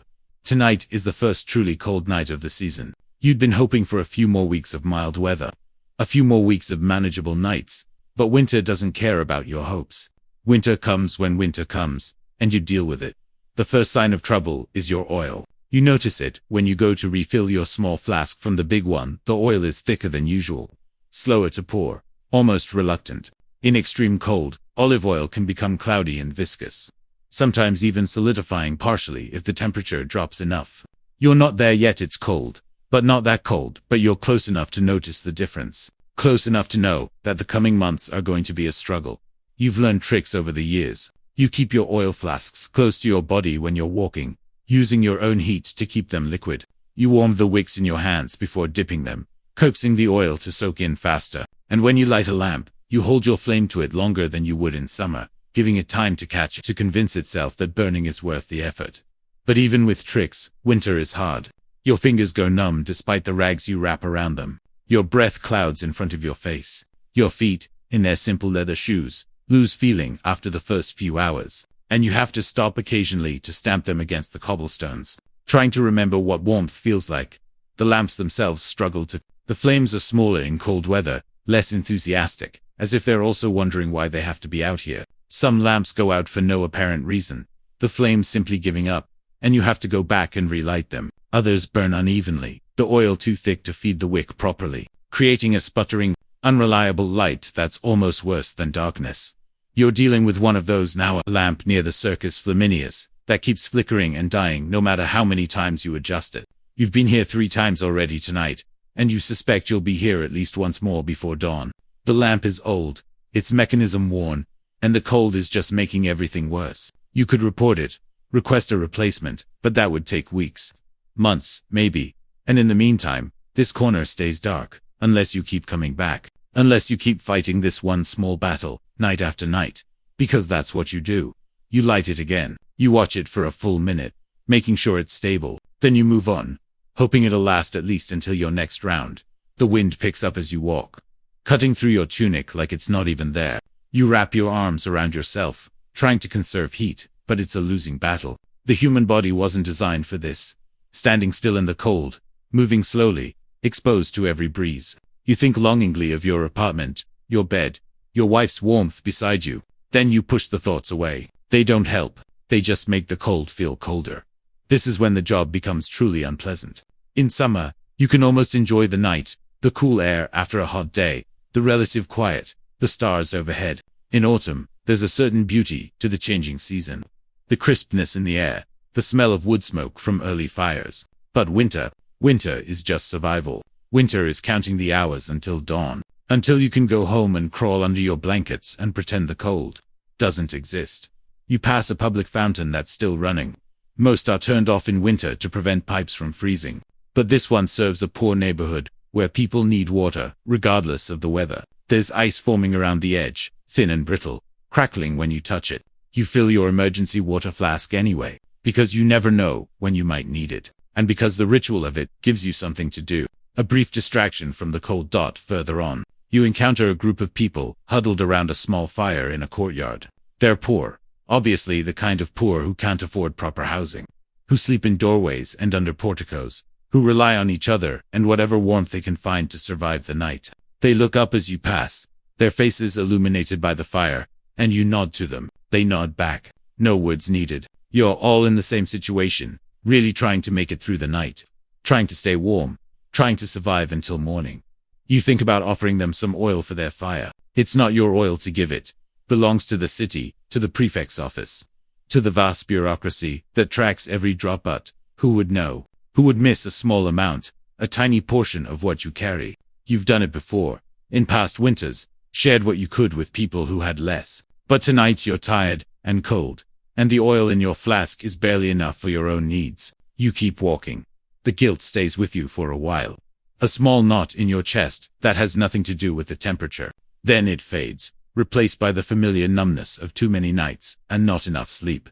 Your pole feels different in the cold. The wood contracts slightly, becoming harder, more brittle. You're careful with it now, gentler than usual, because the last thing you need is a broken pole in the middle of winter. A broken pole means going back to the depot, waiting for a replacement, losing hours of work and pay. A broken pole means explaining to the supervisor why you weren't careful, why you let this happen, why you're not as reliable as the other lighters.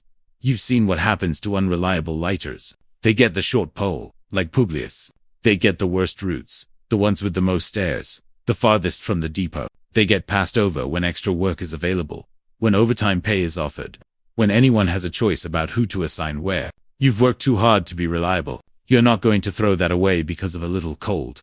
The lamp at the next corner is one of the high ones, mounted on a building that's taller than most. You have to extend your pole fully, reaching up into the darkness, your arms protesting at the angle. The flame catches, sputters, almost dies and then, finally, settles into a steady burn. You lower your arms, shaking out the stiffness, and move on. This is the rhythm of winter. Slower, harder, more frustrating, but still a rhythm. Still something you can rely on when nothing else is reliable. You think about the emperor, somewhere warm on the Palatine, with his braziers and his heated floors, and his servants bringing him warm wine. You think about the senators, in their well-insulated houses, complaining about the cold, while slaves stoked their fires. You think about the rich young men from earlier, probably home by now, sleeping off their wine in comfortable beds. And you think about the people huddled around that fire in the courtyard, and the baker working through the night, and the night watch walking their rounds, and yourself, all of you, the night people, the invisible ones, the ones who keep the city running while everyone else sleeps. You're not bitter about it. Or maybe you are. A little. But you've learned not to dwell on it. Bitterness doesn't keep you warm. Bitterness doesn't light lamps. Bitterness just makes the night longer. The wind shifts, bringing with it the smell of snow. Not snow yet, it's not quite cold enough, but soon, in a few weeks, maybe less, the first flakes will fall, dusting the city in white, making everything beautiful and treacherous at the same time. You've worked through snow before. It's not fun. The lamps get wet. The flames struggle. The streets become slippery and dangerous. But you work anyway. Because the lamps don't stop needing lighting just because the weather is bad. You reach a long stretch of street that's particularly exposed, with no buildings to block the wind. The cold here is intense, biting through your clothes like teeth. You walk faster, trying to generate heat through movement, but it doesn't help much. Your hands, wrapped in their rags, are almost useless. Now you can barely feel the pole, barely sense whether you're holding it correctly. You stop at the next lamp and try to light it. Your fingers fumble. The wick won't catch. You try again, holding your flame closer, longer, but nothing happens. The oil is too cold, too thick, too stubborn to cooperate. You curse a word your mother taught you never to use. A word that would get you beaten if you said it in front of a priest, and you try again. This time, finally, the flame catches. It's small, hesitant, but it's there. You watch it for a moment, making sure it'll last. And then you move on. The night stretches ahead, full of lamps and cold, and the endless battle against both. You keep walking. You keep lighting. You keep being the person who does this job, night after night, winter after winter, because someone has to. And somewhere in the distance, a dog barks, and another answers, and the city settles deeper into its winter sleep. The dog barks again, closer this time, and you realize it's not just any dog, it's the one that lives near the Temple of Peace. A scruffy yellow creature, with a suspicious mind, and a particular dislike for lamplighters. You've encountered it before. It usually stays at a distance, content to bark from the safety of its own territory. But tonight it seems more aggressive, more determined. Maybe it's the cold. Maybe it's hungry. Maybe it just woke up on the wrong side of whatever dogs sleep on. You grip your pole a little tighter and keep walking. The dog follows, staying just at the edge of your lamp's glow, barking in that rhythmic, almost musical way that dogs have. It's not charging, not yet, but it's making its feelings clear. You're not welcome here. This is its street, its night, its darkness, and you're just a visitor. You've learned to read dogs over the years. Most are harmless, they bark because that's what dogs do. Because they're territorial or bored, or just feel like making noise. A few are dangerous. The ones that have gone truly wild, that hunt in packs and see humans as prey. Those ones you avoid, changing your route if necessary, because a pole is no match for a pack of determined dogs in the dark. This one though, this one is just noisy. You can tell by the way it holds its tail, the way it keeps its distance, the way it barks at you but doesn't advance. It's a bluffer, a paper tiger, a dog with opinions but no follow-through. You ignore it, and eventually, it will get bored and go back to whatever dogs do. When they're not harassing lamplighters.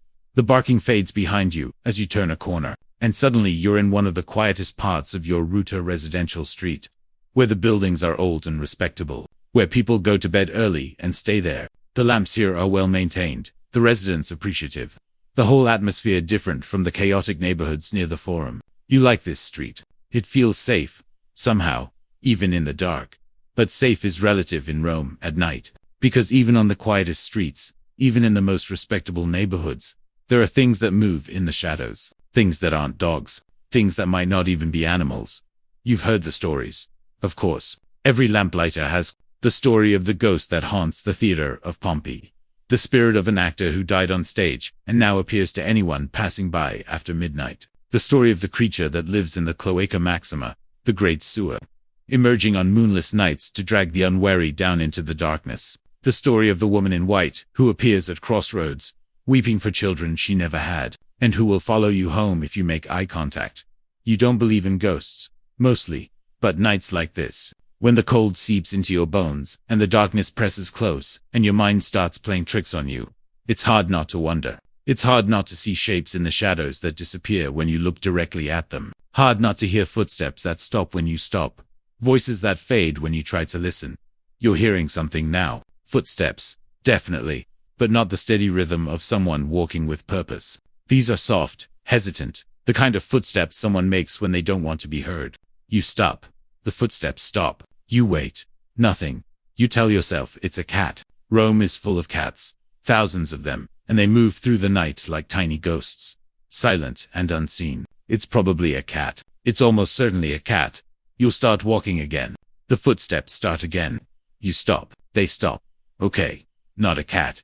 You turn slowly, raising your pole, slightly not as a weapon, not yet, but as a way of extending your presence, making yourself look bigger than you are. The street behind you is empty. Lamps glow at intervals, pools of light separated by stretches of darkness, but nothing moves between them, nothing visible, anyway. You call out, your voice sounding small in the vastness of the night. No answer. You wait a full minute, counting in your head, listening for any sound. Nothing.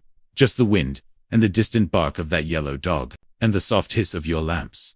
You turn back and keep walking, faster now, your heart beating harder than it should. The footsteps don't return, but you can't shake the feeling that you're being watched, that something is out there, in the darkness between lamps, waiting for you to make a mistake. This is when the stories become useful, not because they're true, you're pretty sure they're not, but because they give you a framework for understanding the fear. If you hear footsteps, it could be a ghost. If you see a shape in the shadows, it could be a demon. If you feel a cold breath on your neck, it could be a spirit seeking revenge. These explanations are probably wrong, but they're explanations, and explanations are better than the alternative, the possibility that the fear is just fear, formless and irrational, with no story to contain it. You reach the next lamp and light it with trembling hands. The flame catches, and for a moment, the street is brighter, the shadows pushed back a little further. You take a deep breath, then another. You're fine. You're always fine. Nothing has ever happened to you in all your years of doing this job. Nothing will happen tonight. But the footsteps were real. You're sure of it? You're not the kind of person who imagines things, who lets fear get the better of reason. You heard footsteps, and they stopped when you stopped. And that means someone or something was following you. You move on. But now you're looking over your shoulder every few steps, checking the shadows, listening for any sound that doesn't belong. The street ahead seems longer than usual. The lamps farther apart. The darkness thicker. You've walked this route thousands of times, but tonight it feels unfamiliar, hostile, full of hidden dangers. Then you see it. A shape, just at the edge of the next pool of light. Human-shaped, but not quite human, too tall, too thin, too still. You stop. It stops. You stare at it, trying to make your eyes focus, trying to see through the darkness. It stares back, or seems to. It's hard to tell if it has eyes. You raise your pole, holding it like a spear. Who's there? Your voice cracks on the last word, betraying your fear. The shape moves, not toward you, but sideways, gliding smoothly into the deeper darkness between lamps. And then it's gone, vanished as if it was never there. You stand frozen for a long moment, your heart pounding, your breath coming in short gasps. Then, slowly, you force yourself to move forward, to approach the spot where the shape was, to see what if anything's there. Nothing. Just a wall, blank and ordinary, with no door, no window, no place for anything to hide. You run your hand along the stone, feeling its cold roughness, searching for any explanation. There's none. The shape was there, and now it's not, and you have no idea what it was. A cat, too tall a person, too thin, a ghost. You don't believe in ghosts, but you're starting to wonder. You light the next lamp, and the next, moving faster now, your rhythm broken by fear. The night seems darker than it should be. The lamps dimmer, the shadows more menacing. Every sound makes you jump. Every movement in the corner of your eye makes you turn, pole raised, ready to defend yourself against what? You don't know. That's the worst part. You don't know what's out there.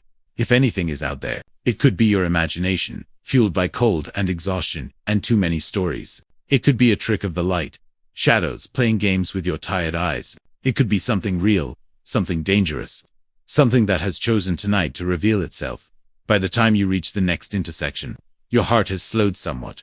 Your breathing returned to normal. You're still scared, still alert, still looking over your shoulder, but the panic has faded. You can think again. You can reason. And reasoning tells you that whatever you saw, it's gone now. It had the chance to approach you, to harm you, to do whatever it might want to do, and it didn't. It just watched, and then it left. That's not the behavior of a monster. That's the behavior of, well, you're not sure what, but not a monster. You take another deep breath and continue your route. But you're more careful now. You stay closer to the lamps. In the pools of light, you avoid looking directly into the darkness between them. And you listen, always listen, for any sound that doesn't belong. The rest of the night passes without incident. No more shapes, no more footsteps, no more mysterious watchers in the dark. By the time dawn approaches, you've almost convinced yourself that it was nothing, that your mind played tricks on you, that the cold and the exhaustion and the stories all combined to create something that wasn't really there.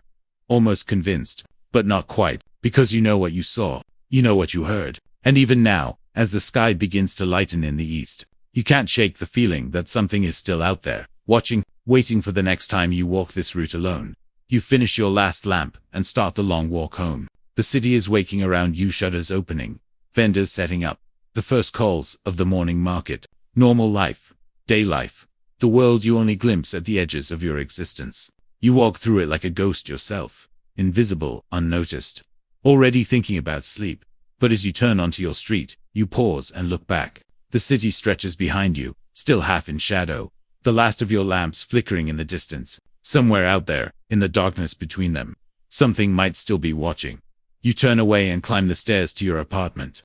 Your wife is still asleep, the children curled around her like puppies. You crawl into your spot, close your eyes, and try not to think about shapes in the dark. It takes a long time to fall asleep. You wake to silence. Not the silence of night, you're used to that, but the strange, muffled silence of a city holding its breath. For a moment, you lie there, in the darkness of your shuttered room, trying to understand what's different. Then it hits you. The streets are quiet. Not just quiet for Rome, which is never truly quiet, but quiet in a way that feels almost unnatural. No carts rumbling over cobblestones. No vendors calling their wares. No children playing in the courtyards. Just silence, thick and heavy, pressing against the shutters like something alive. Your wife is already awake, sitting up in bed, a small smile on her face. You remember what day it is. She asks, "You think you're tired? You always wake up tired." Your body confused by the inversion of day and night.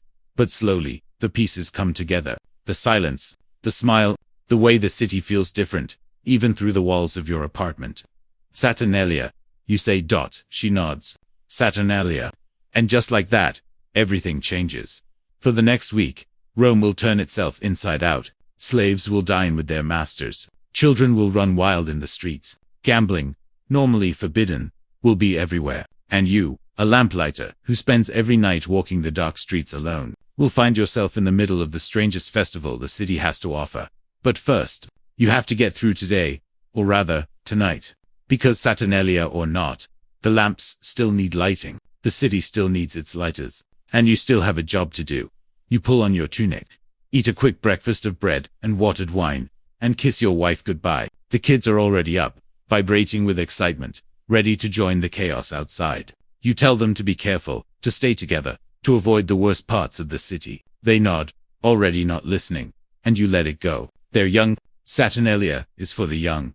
The streets when you step outside are like nothing you've ever seen. Normally at this hour late afternoon, early evening, the city would be winding down, preparing for night. But tonight is different. The crowds are thicker than midday, louder than the forum at its busiest. People are wearing strange clothes, bright colors, things they'd never wear on a normal day. Some have swapped roles. Completely you pass a slave wearing his master's toga, strutting like a senator, while his master follows behind in slave's rags, carrying packages, and grinning like he's never had so much fun. There's music everywhere, flutes and drums, and the rhythmic clapping of people dancing in the streets. The taverns have rolled their tables outside, serving wine to anyone who can stand, and many who can't. The smell of roasted meat fills the air. Normally, meat is a luxury, but during Saturnalia, even the poor can afford a sausage or two. You make your way through the chaos toward the meeting point, dodging drunk revelers, and groups of singing children, and the occasional couple, who've decided that the middle of the street is the perfect place for a kiss. It's exhausting. It's overwhelming. It's also, you have to admit, kind of wonderful. Because during Saturnalia, the rules don't apply. The normal order of things, rich above poor, master above slave, man above woman, gets turned on its head. For 1 week, everyone is equal. For 1 week, you're not just a lamplighter, invisible and ignored. You're a person, like everyone else, with the same right to laugh and dance and drink too much wine. That you'll be doing much of that tonight. You have lamps to light. At the meeting point. The other lighters are already gathered, and they look different too. Marcus, the old guy, is wearing a ridiculous hat made of leaves, and he's already halfway too drunk. Lucius, who usually complains about his feet, is laughing at something Gaius said. Even Publius, still stuck with his short pole, seems happier than usual. Look who finally showed up. Marcus calls out as you approach. The man himself, the lighter of lamps, the enemy of darkness. You roll your eyes, but can't help smiling. I'm on time. You're all early because you have nothing better to do. We have plenty better to do, Lucius says. We're doing it right now. Standing here, talking to you. What could be better than that? Laughter. Even you laugh a little. The supervisor arrives, looking harassed. He's a small man named Octavius, usually stern and humorless. But even he's wearing a festive garland around his neck, slightly askew, as if he put it on in a hurry and hasn't thought about it since. Listen up, he says, raising his voice to be heard over the noise. I know, it's Saturnalia. I know you all want to be out there celebrating, but the lamps still need lighting, and you're still the ones who light them. So here's the deal. Do your routes, do them well, and if you finish early, you can join the festivities. But if I hear about any lamps left unlit, any routes skipped, any heat glares at Publius, any fires started, there will be consequences. Saturnalia or no Saturnalia.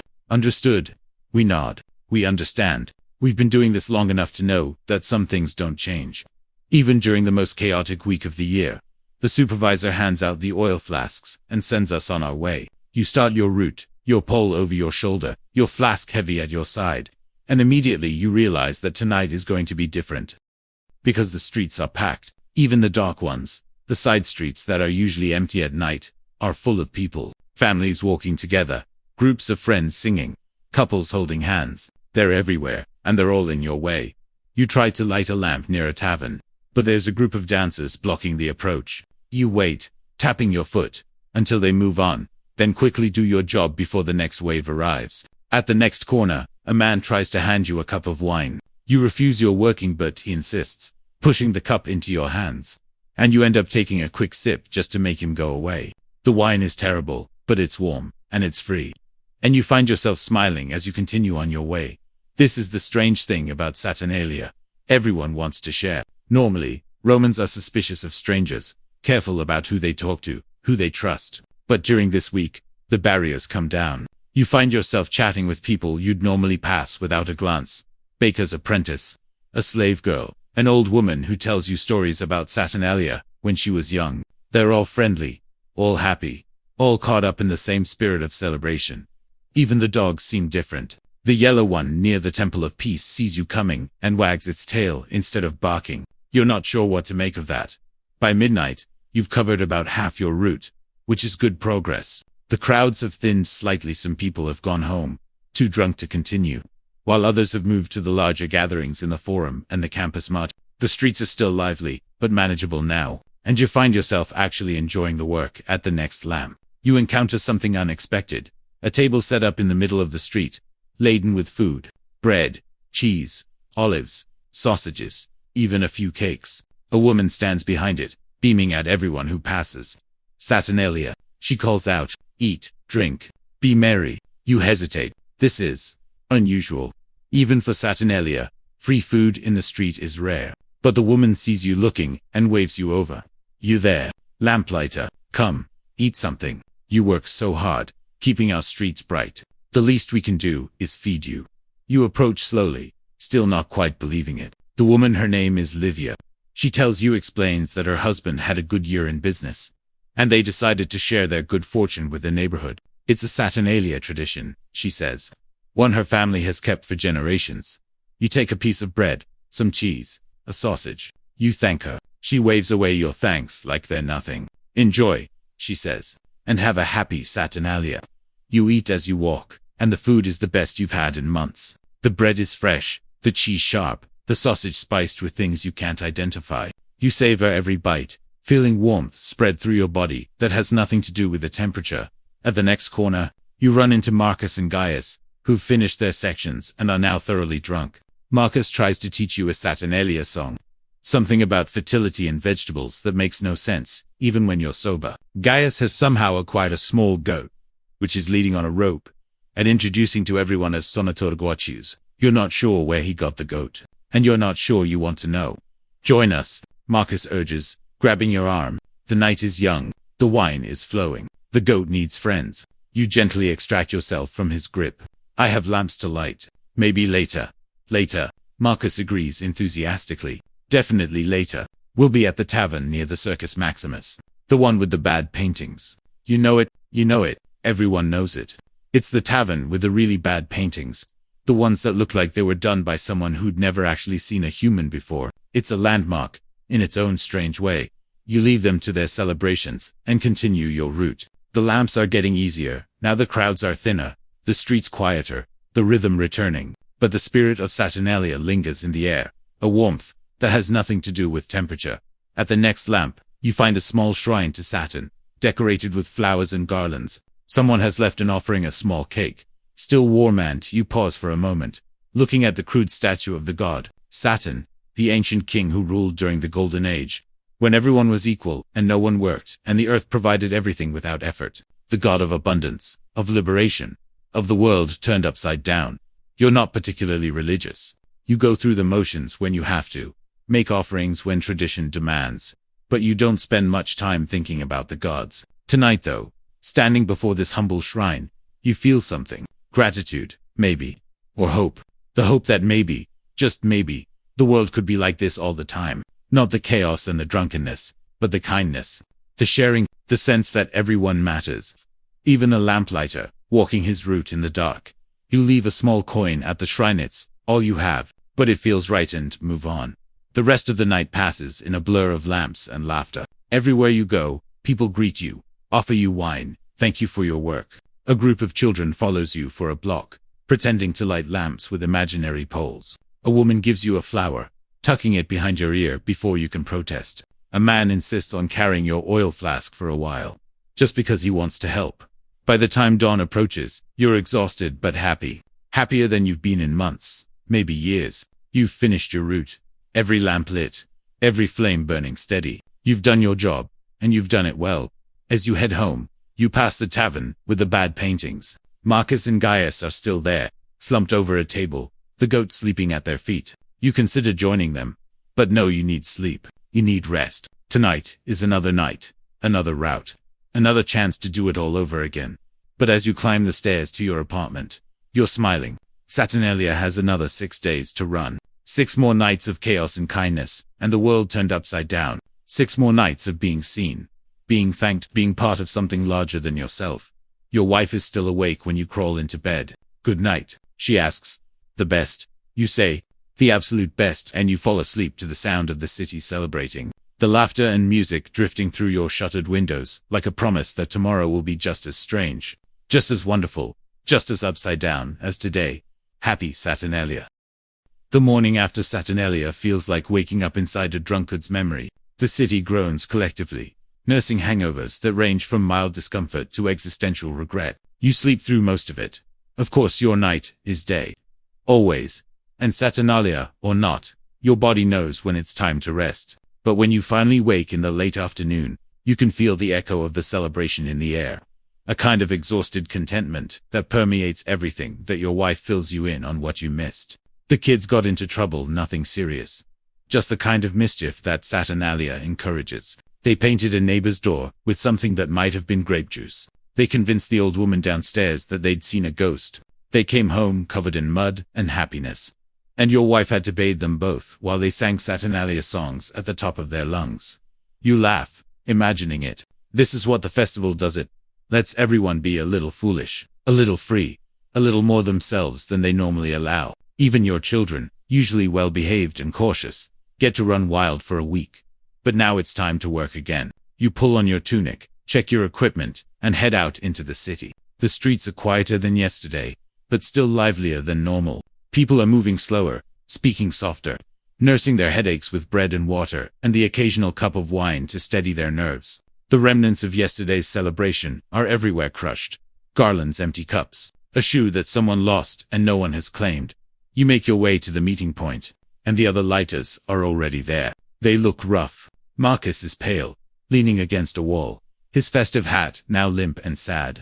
Lucius isn't complaining about his feet for once, probably because his head hurts too much to notice them. Gaius is there, but the goat is not. And you decide not to ask. Publius Publius looks like Publius always looks, which is to say slightly miserable. But even he seems a little softer today, a little less defensive. Saturnalia does that, even to people on probation with short poles. The supervisor arrives, and he looks even more harassed than yesterday. His garland is gone, replaced by the usual stern expression.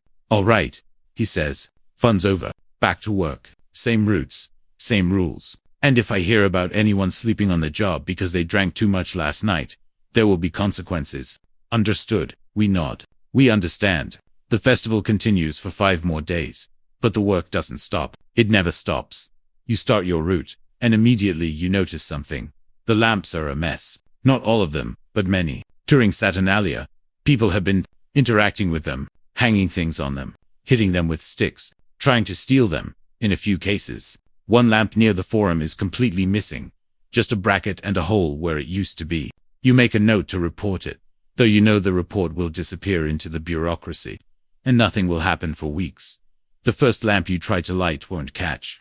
You check the oil. Someone has drained it, probably to fuel their own celebrations, their own small flame of freedom. You refill it from your flask, trim the wick, and try again. This time it catches, burning steady and bright. One problem solved. The next lamp is physically damaged. The bracket is bent. The lamp tilted at an angle that makes it nearly impossible to light. You have to stand on tiptoe, stretching your pole to its limit, and even then you barely reach. The flame catches, sputters, and you hold your breath until it stabilizes. It does, barely. This lamp will need repair, but not tonight. Tonight, it will have to survive. You move on, and the pattern repeats. Damaged lamps, empty lamps, lamps that have been moved or broken, or just treated badly. Saturnalia is wonderful for people, but it's terrible for infrastructure. By the time you've covered a quarter of your route, you've used twice the oil you normally would, spent 3 times as long on each lamp, and developed a headache that rivals anything the revelers are feeling. This is the part of the job no one sees. The maintenance, the repairs, the endless small battles against entropy and human carelessness. Anyone can light a lamp. It takes a professional to keep them all burning. Night after night, year after year, through festival and famine and everything in between. At the next corner, you encounter something that makes you stop. A lamp is lying on the ground, broken into pieces. Its oil pooled on the cobblestones like dark blood. Someone has destroyed it, completely kicked it off its bracket, maybe, or pulled it down with excessive force. The bracket itself is bent beyond repair. the wall scarred where the lamp was torn away.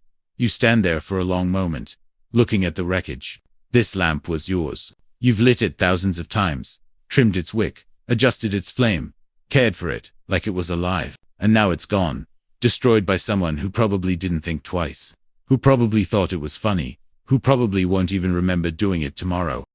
You feel anger rising, hot and sudden. Then it fades, replaced by something worse, exhaustion. The kind of exhaustion that comes from caring about things that other people don't notice, don't value, don't even see. You pick up the pieces. There's nothing else to do. You gather the shards of clay, the twisted metal, the remains of the wick. You'll report it, of course, but you also know that reports don't fix things. Reports just create paperwork. The lamp is gone, and it won't be replaced for weeks, maybe months. The corner will be dark, and people will complain. And eventually someone will do something, and the cycle will continue. You move on. What else can you do? The next few lamps are fine, undamaged, burning as they should. The rhythm returns, that meditative state where your body works and your mind wanders. You think about the lamp that was destroyed, and you try not to be angry. You think about the people who did it, and you try not to hate them. You think about your job, and you try to remember why you do it. The answer comes eventually, as it always does. You do it because someone has to. You do it because without you, without the other lighters, the city would be dark. You do it because, for all the frustration and exhaustion and occasional destruction, there's something satisfying about bringing light to the darkness. Something that feels almost like purpose. At the next intersection, you run into the night watch.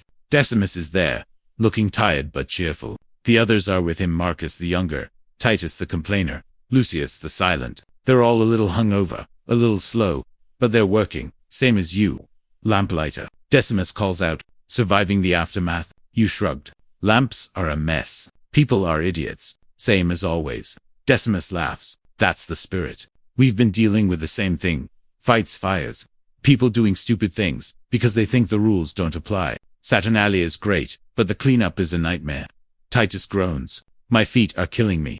I walked more last night than I do in a normal week. And for what? To break up fights between people who will be friends again tomorrow. To pull drunks out of fountains. To explain to some senator's son that, no, he can't actually fly, regardless of what the wine told him. Marcus the younger perks up. But did you see that guy who tried to ride a donkey into the temple? That was funny. It was funny until the donkey bit me, Titus mutters. You listen to them banter, feeling the familiar comfort of their presence. The night watch, the lamplighters. You're all in this together, all dealing with the same city, the same darkness, the same endless cycle of chaos and order. Decimus offers you his flask water this time, not wine, because everyone's trying to recover, and you take a long drink. It's cold and clean and exactly what you need. So, Decimus says, any major damage, anything we should know about? You tell him about the destroyed lamp, the location, the probable cause. He nods, makes a mental note. We'll keep an eye on that corner. Might be the same kids who've been causing trouble all week. If we catch them, they'll wish they'd never touched a lamp. You appreciate the sentiment, even if you know it won't bring the lamp back. The night watch moves on, their lanterns bobbing into the darkness. You watch them go, then turn back to your route. There are still lamps to light, still damage to assess, still work to do. The rest of the night passes slowly. Every lamp requires attention. Some need oil, some need trimming, some need to be relit multiple times, because the wicks are damaged or the flames won't catch. By the time you've finished your route, you're running on empty, your body screaming for rest, your mind foggy with exhaustion. But you've done it. Every lamp on your route is burning, as best it can. The damaged ones are noted, the destroyed one reported, the rest functioning as well as can be expected. You've done your job. As you walk home, the sky beginning to lighten in the east. You pass the corner, where the lamp was destroyed. The bracket is still there, twisted and empty. The wall is scarred. The darkness is thick and complete, no flame to push it back. You stop and look at it. For a long moment, you just stand there, staring into the darkness that your lamp used to fill. Then, slowly, you reach into your pouch and pull out a small clay lamp, your own, the one you carry for emergencies. You light it from your pole, then place it carefully on the ground beneath the bracket. It's not much, it's not permanent, but it's light, and for tonight, that's enough. You leave it there, burning bravely against the dark, and you walk home. Behind you, the small flame flickers, but doesn't go out. It's just one lamp, just one light, just one small defiance against the chaos of the world. But it's yours. And tonight, that matters. The nights after Saturnalia settle into a kind of exhausted normalcy. The city recovers slowly, like a hungover friend who swears they'll never drink again, but absolutely will. The lamps are gradually repaired, the damaged ones replaced, the destroyed one eventually forgotten. Life returns to its usual rhythm, and you return to your usual routine, waking at sunset, walking the dark streets, lighting lamp after lamp after lamp. But something has changed. You're not sure what, exactly, but you feel it in the way you walk, the way you see the city, the way you think about your work. Saturnalia showed you a different Rome where everyone matters, where even a lamplighter is seen and thanked and included. Coming back to normal life feels like a kind of loss. A dimming of the world that mirrors the dimming of your lamps as dawn approaches. You push the feeling aside. There's work to do. Tonight. Your route takes you through a part of the city you don't usually visit, a section near the Tiber. That's been assigned to you temporarily, while another lighter recovers from an illness. It's unfamiliar territory, which means you have to pay more attention. Learn the locations of the lamps. Adjust to the different rhythm of the streets. The area near the river is different from your usual neighborhood. It's poorer. For one thing, the buildings are older, more crowded, more likely to collapse in a strong wind. The streets are narrower, twistier, more likely to dead-end unexpectedly. And the people are, well, the people are like people everywhere. But they look at you differently here. More suspicious. More wary. You're a stranger in their territory. And strangers are not always welcome. You light the first few lamps without incident, noting their positions for future reference. The oil here is the same bad oil you always get. The lamps are the same simple clay pots. The work is the same work, but the atmosphere is different. Heavier, darker. Somehow, even with your lamps burning. At the third lamp, you hear footsteps behind you. You turn, pole ready, but it's just a childer girl, maybe 10 years old, watching you with wide eyes. You're the lamplighter, she says. It's not a question. I am, you agree. And you're someone who should be in bed at this hour. She shrugs. Can't sleep. Heard you coming. Wanted to see. You've encountered curious children before. They're usually harmless, though their parents sometimes get angry about strangers talking to their kids. You keep your distance, keep your voice calm.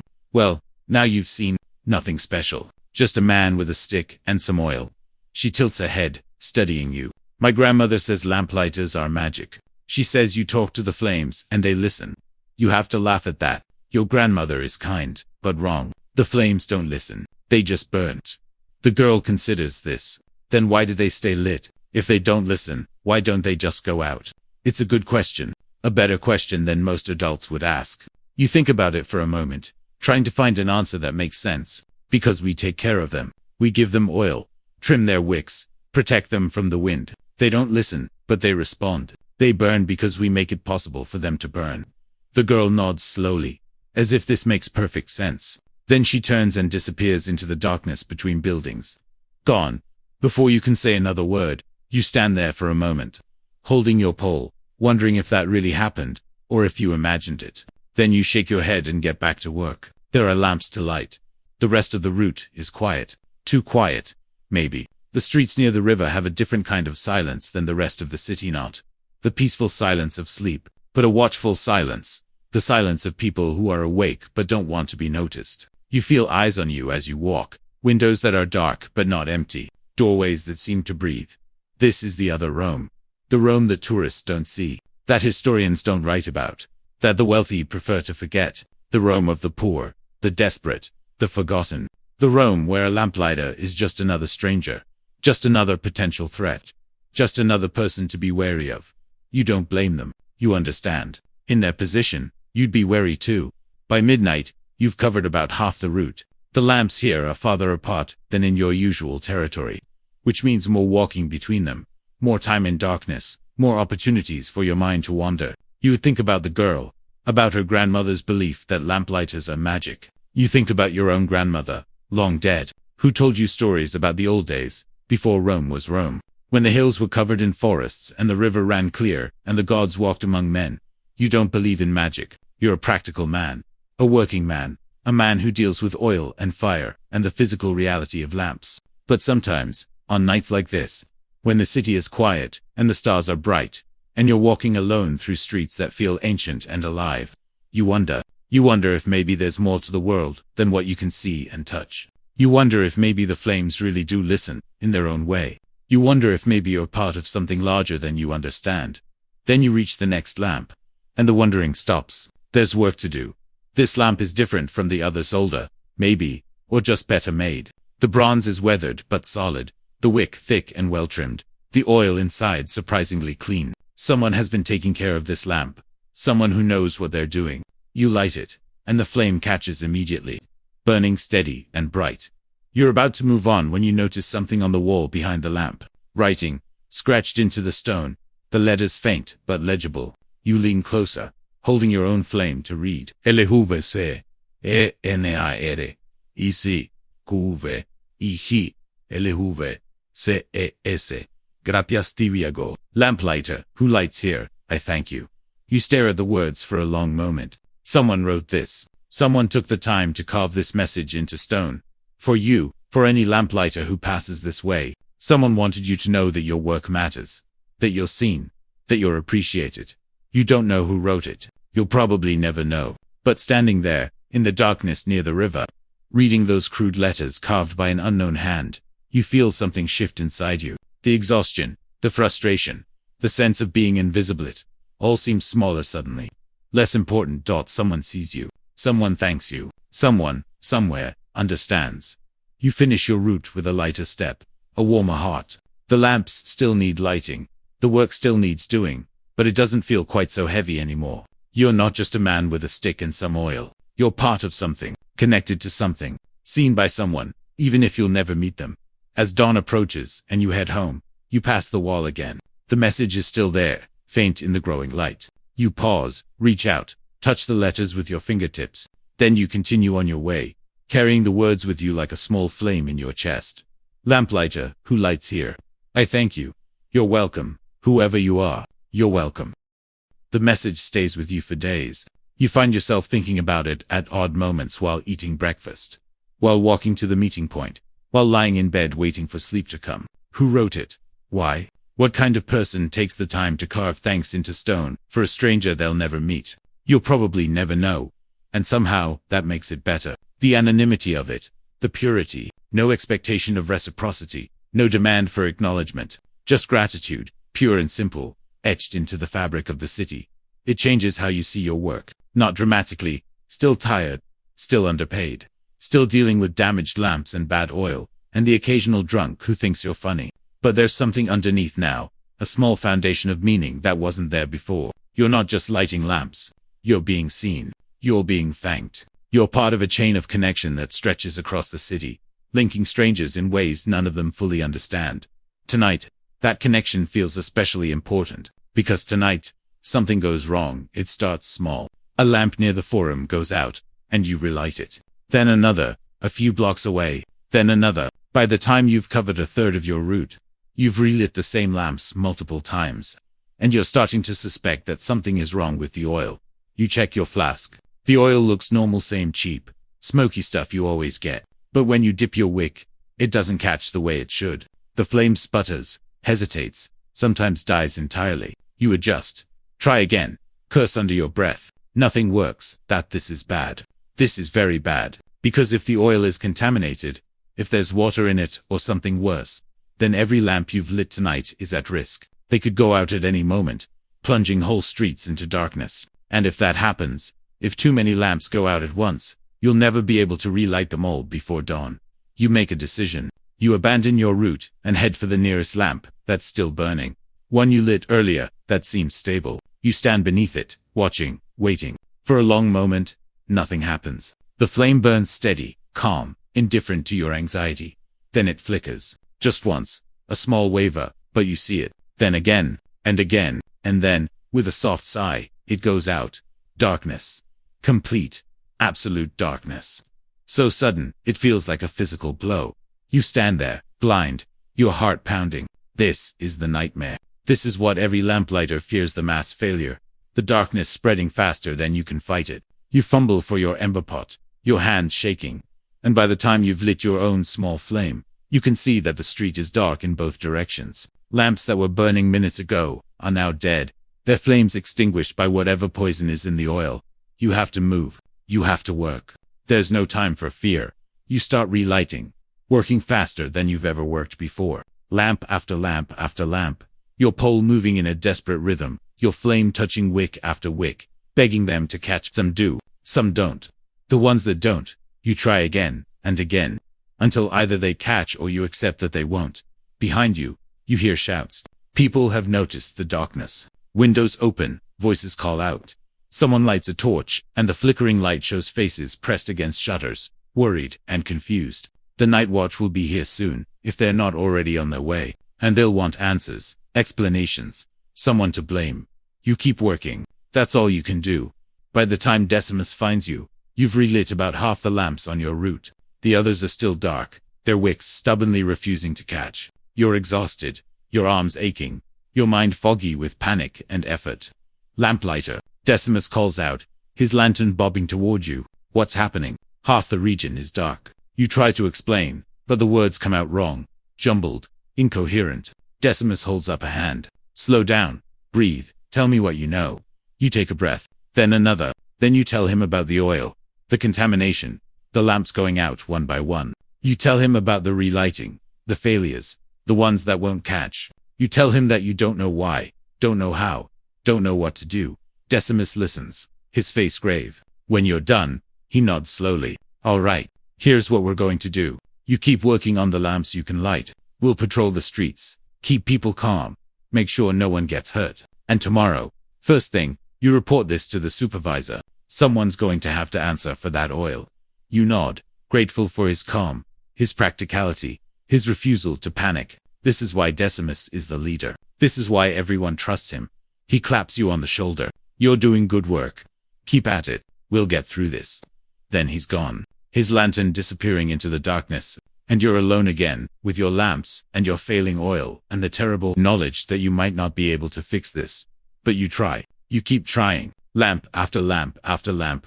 You fight against the darkness, refusing to let it win. Some lamps catch, some don't. The ones that don't, you mark in your memory, noting them for tomorrow, for the report you'll have to make. Hours pass. The night stretches on, endless and exhausting. Your body screams for rest, but you can't stop. Not while there's still work to do. Not while the darkness still threatens. By the time dawn finally arrives, you've relit every lamp that would catch. About a third of your route is still dark, their flames extinguished by oil that should never have been used. You stand at the edge of your territory, watching the sun rise over a city that's patchy with light and shadow, and you feel nothing but exhaustion. The night watch finds you there. Decimus, Marcus, Titus, Lucius, all of them, looking as tired as you feel. No one speaks for a long moment. Then Decimus steps forward and puts a hand on your shoulder. You did what you could, he says. More than most would have. Now, go home. Rest tomorrow. Tonight we'll figure out what happened. You nod, too tired to speak. You gather your equipment, your pole, your ember patand. You start the long walk home. The streets are waking around you. Normal life resuming. People going about their day, unaware of the battle you fought in the dark. A baker opens his shutters. A vendor sets up his stall. A child runs past, laughing, chasing a ball. None of them know. None of them will ever know. To them, it was just a night when some lamps went out. To you, it was a war. You climb the stairs to your apartment, crawl into bed beside your sleeping wife, and close your eyes. Sleep comes slowly, reluctantly, haunted by images of dying flames and spreading darkness. But it comes, and when you wake, the nightmare will be over. For now at least. For now. You wake to the sound of arguing. Not loud arguing, just the normal background noise of a Roman insula, where thin walls and close quarters mean everyone knows everyone's business, whether they want to or not. Your wife is already up, moving quietly around the room, and she gives you a look that says, "Don't get involved."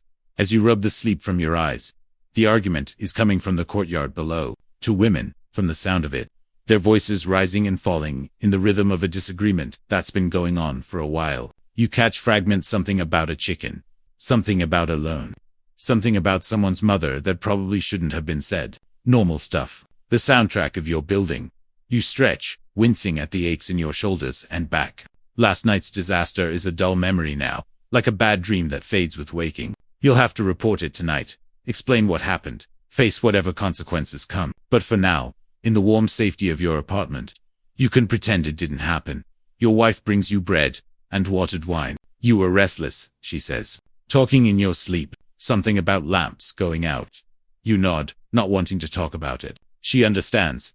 Doesn't push. That's one of the reasons you married her. The argument downstairs escalates, then abruptly stops. A door slams. Someone laughs. Normal life, returning to its normal rhythm. You eat, dress, and head out into the city. It's afternoon. The sun's still high, and the streets are crowded with people going about their business. You blend in easily. Another Roman in a plain tunic, anonymous and unremarkable. No one looks at you twice. No one knows that you're the one who fights the darkness every night. You make your way to the forum, where the supervisor has his office. It's a small room in a larger building, cramped and cluttered with paperwork. The supervisor, Octavius, is there when you arrive, looking even more harassed than usual. You're the one from the river district last night, he says. Not quite a question. You nod. The oil was bad. Contaminated. Lamps started going out around midnight. I relit what I could, but about a third of my route stayed dark. Octavius sighs heavily, rubbing his temples. I know. I've had 3 other lighters report the same thing. Different routes, same problem. Someone at the depot screwed up, gave us a bad batch. He doesn't say what will happen to that someone. He doesn't have to. In Rome, mistakes have consequences, and the people at the bottom always pay.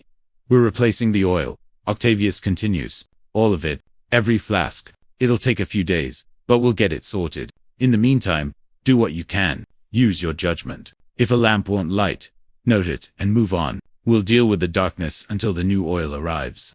You nod, relieved that you're not being blamed. Anything else? Octavius shakes his head. Just do your job. That's all any of us can do. You leave the office and walk back through the forum, past the temples and government buildings, past the crowds of people who have no idea how close the city came to real darkness last night. They go about their business, laughing and arguing and trading. And you're just another face in the crowd. But you're not. You're different. You know things they don't know. You've seen things they'll never see. And somewhere in the city, carved into a wall near the river, there's a message of thanks that you carry with you like a secret talisman. Tonight, you'll go back to your regular route. The familiar streets, the familiar lamps, the familiar rhythm of work. The bad oil will be gone, replaced by oil that's merely bad instead of catastrophic. The lamps will burn, the darkness will retreat, and the city will continue its endless cycle of day and night. And you'll be there, walking the streets, lighting the lamps, doing what you do, because that's who you are. That's what you do. And somewhere, someone is grateful. As you walk home, you pass the insula where the argument was happening earlier. It's quiet now. The women apparently reconciled, or at least taking a break.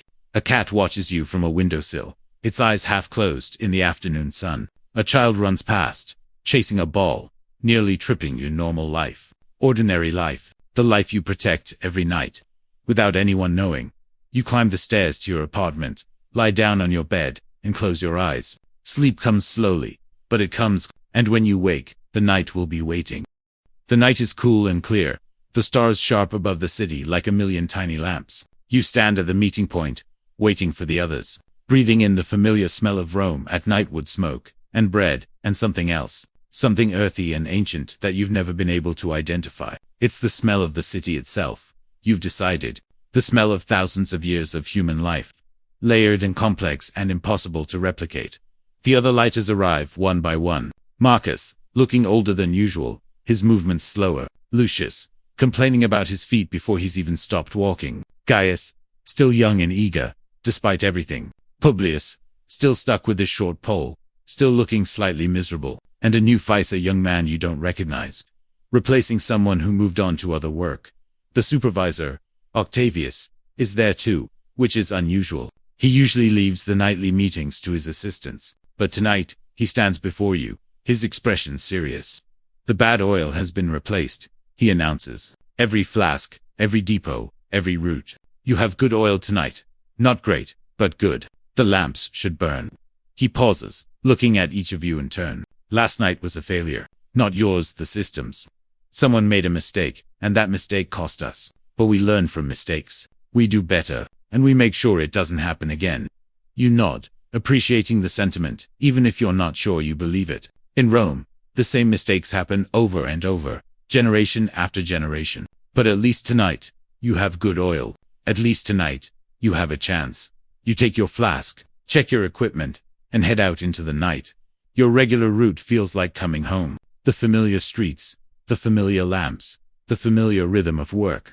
Your body settles into it easily, the movements automatic, the mind free to wander. You think about the girl near the river, about her grandmother's belief that lamplighters are magic. You think about the message on the wall, the unknown hand that carved thanks into stone. You think about your wife, your children, the small life you've built in this crowded, chaotic city. The lamps burn bright tonight, the good oil feeding steady flames. You move through your route quickly, efficiently, making up for lost time. By midnight, you're ahead of schedule, and you allow yourself a small moment of satisfaction. That's when you hear it. Music, faint at first, then growing louder, coming from somewhere ahead, in the direction of the theater. You pause, listening, trying to place it. Flutes and drums and something else. Something that might be singing but might just be the wind. Curious. You adjust your route slightly, heading toward the sound. It's not strictly necessary, there are lamps in that direction, but they're not on your assigned path. But tonight, with good oil and time to spare, you allow yourself a small detour. The music leads you to a small square near the theater of Marcellus. And there, in the glow of your lamps, you see something unexpected. A group of people, maybe 20 or 30, gathered in a circle. In the center, a man plays a flute, another drums on an upturned barrel, and a woman dances. Not a formal performance, nothing like the theater or the games. Just people, ordinary people, making music and dancing in the night. Some are old, some young, some clearly poor, some better dressed. They've come together, drawn by something you don't understand. And they're celebrating. You stand at the edge of the square, watching, your pole forgotten in your hand. The woman dances with her eyes closed, lost in the music.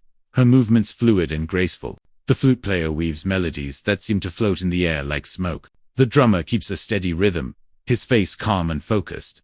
And around them, the people watch, and clap, and sometimes join in. A child breaks away from her mother and starts dancing, her movements awkward and joyful. An old man hums along, his eyes bright with memory. A young couple holds hands, swaying together, lost in each other. You've never seen anything like this. In all your years of walking the night streets, you've never encountered this spontaneous gathering, this celebration of nothing but being alive. It's not Saturnalia. It's not a festival. It's just people, choosing to be together, choosing to make joy in the darkness. You should leave. You have work to do, lamps to light, a schedule to keep. But you can't. You stand there, watching, feeling something shift inside you, something you can't name. The woman finishes her dance and opens her eyes. She sees you standing at the edge of the square, a stranger with a pole, and she smiles. Then she walks toward you, her steps light on the cobblestones. "You're the lamplighter," she says. Like the girl near the river, it's not a question. "I am," you confirm. She gestures at the square. "The musicians, the people, we meet here sometimes. When we can't sleep, when the night feels too long, your lamps help. They give us light to see each other." You look at the square. Really look at it. The lamps, your lamps ring, the space, their flames casting warm light on the faces of the dancers, the musicians, the watchers. Without them, this square would be dark. Without them, these people would be scattered, isolated, alone in the night. "You're welcome," you say, and you mean it. The woman smiles again, then turns and walks back to the circle. The music starts again, a new tune, faster and brighter. People clap and sway and dance, and you stand there, watching, feeling part of something you never knew existed. After a while, you turn and continue your route. There are lamps to light, work to do, but you carry the music with you, the memory of the dancers, the warmth of the square. It stays with you through the rest of the night. A small flame in your chest that has nothing to do with oil or wicks. By dawn, you've finished your route. The lamps are burning, the city is waking, and you're walking home through streets that feel different, somehow, lighter, brighter, full of possibility. You pass the square on your way. It's empty now. The dancers gone, the musicians silent, but the lamps still burn, their flames steady and bright. You stop for a moment, looking at the space where joy happened, and you smile. Then you continue home, climb the stairs, crawl into bed. Your wife stirs, murmurs something, settles back into sleep. You close your eyes, and the music follows you into dreams.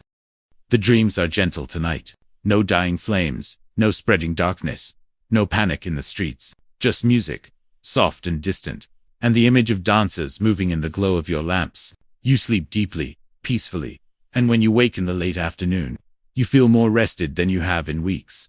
Your wife notices the difference. You slept well, she says. It's not a question.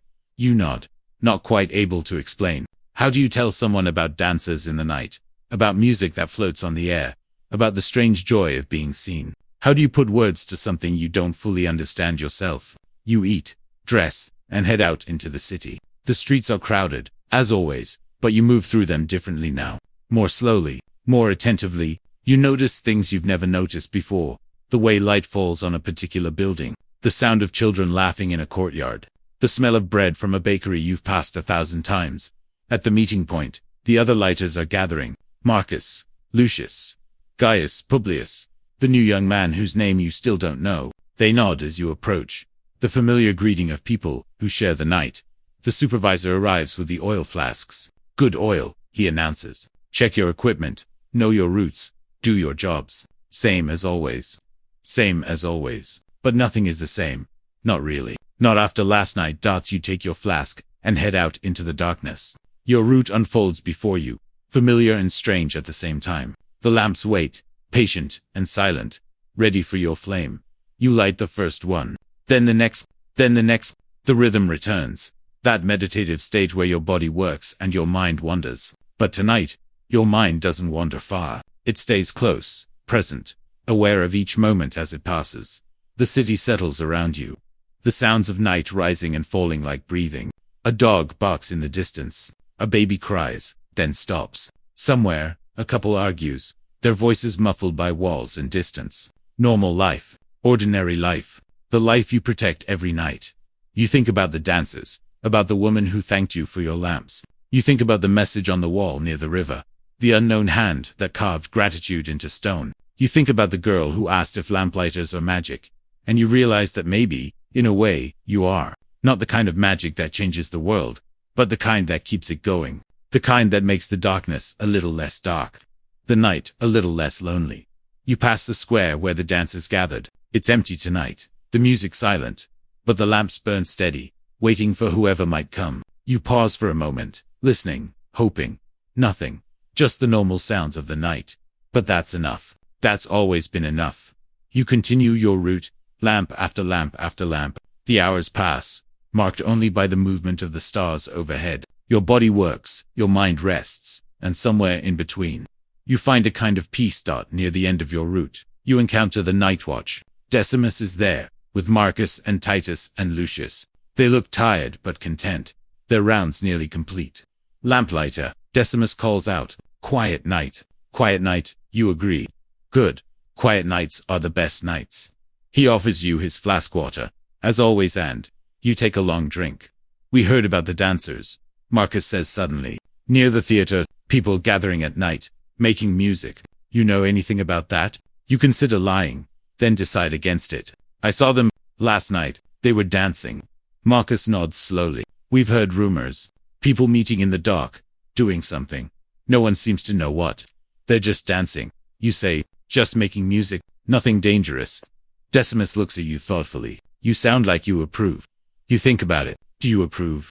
Do you have the right to approve or disapprove of what people do in the dark? They're not hurting anyone, you say finally. They're just living. At night. Like us. Decimus is quiet for a long moment.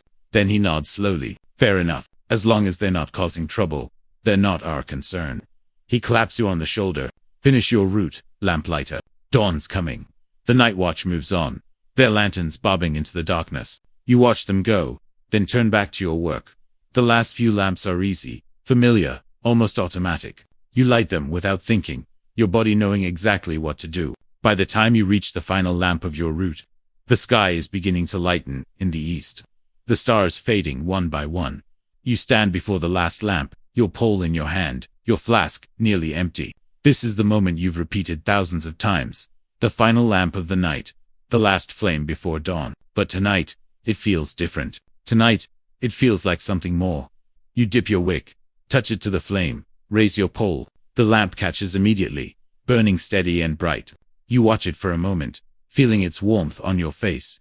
And then you lower your pole and turn to go home. But you don't move. You stand there, in the growing light, looking at the lamp you've just lit. It's just a lamp, clay, and oil and flame. Nothing special. But it's also more than that. It's a promise that the darkness will never win, that the night will never be complete, that someone will always be there to push back against the shadows. You think about all the nights you've walked these streets, all the lamps you've lit, all the flames you've tended, all the darkness you've fought. It adds up to something, you realize. Not something you can measure or count, but something real, something that matters.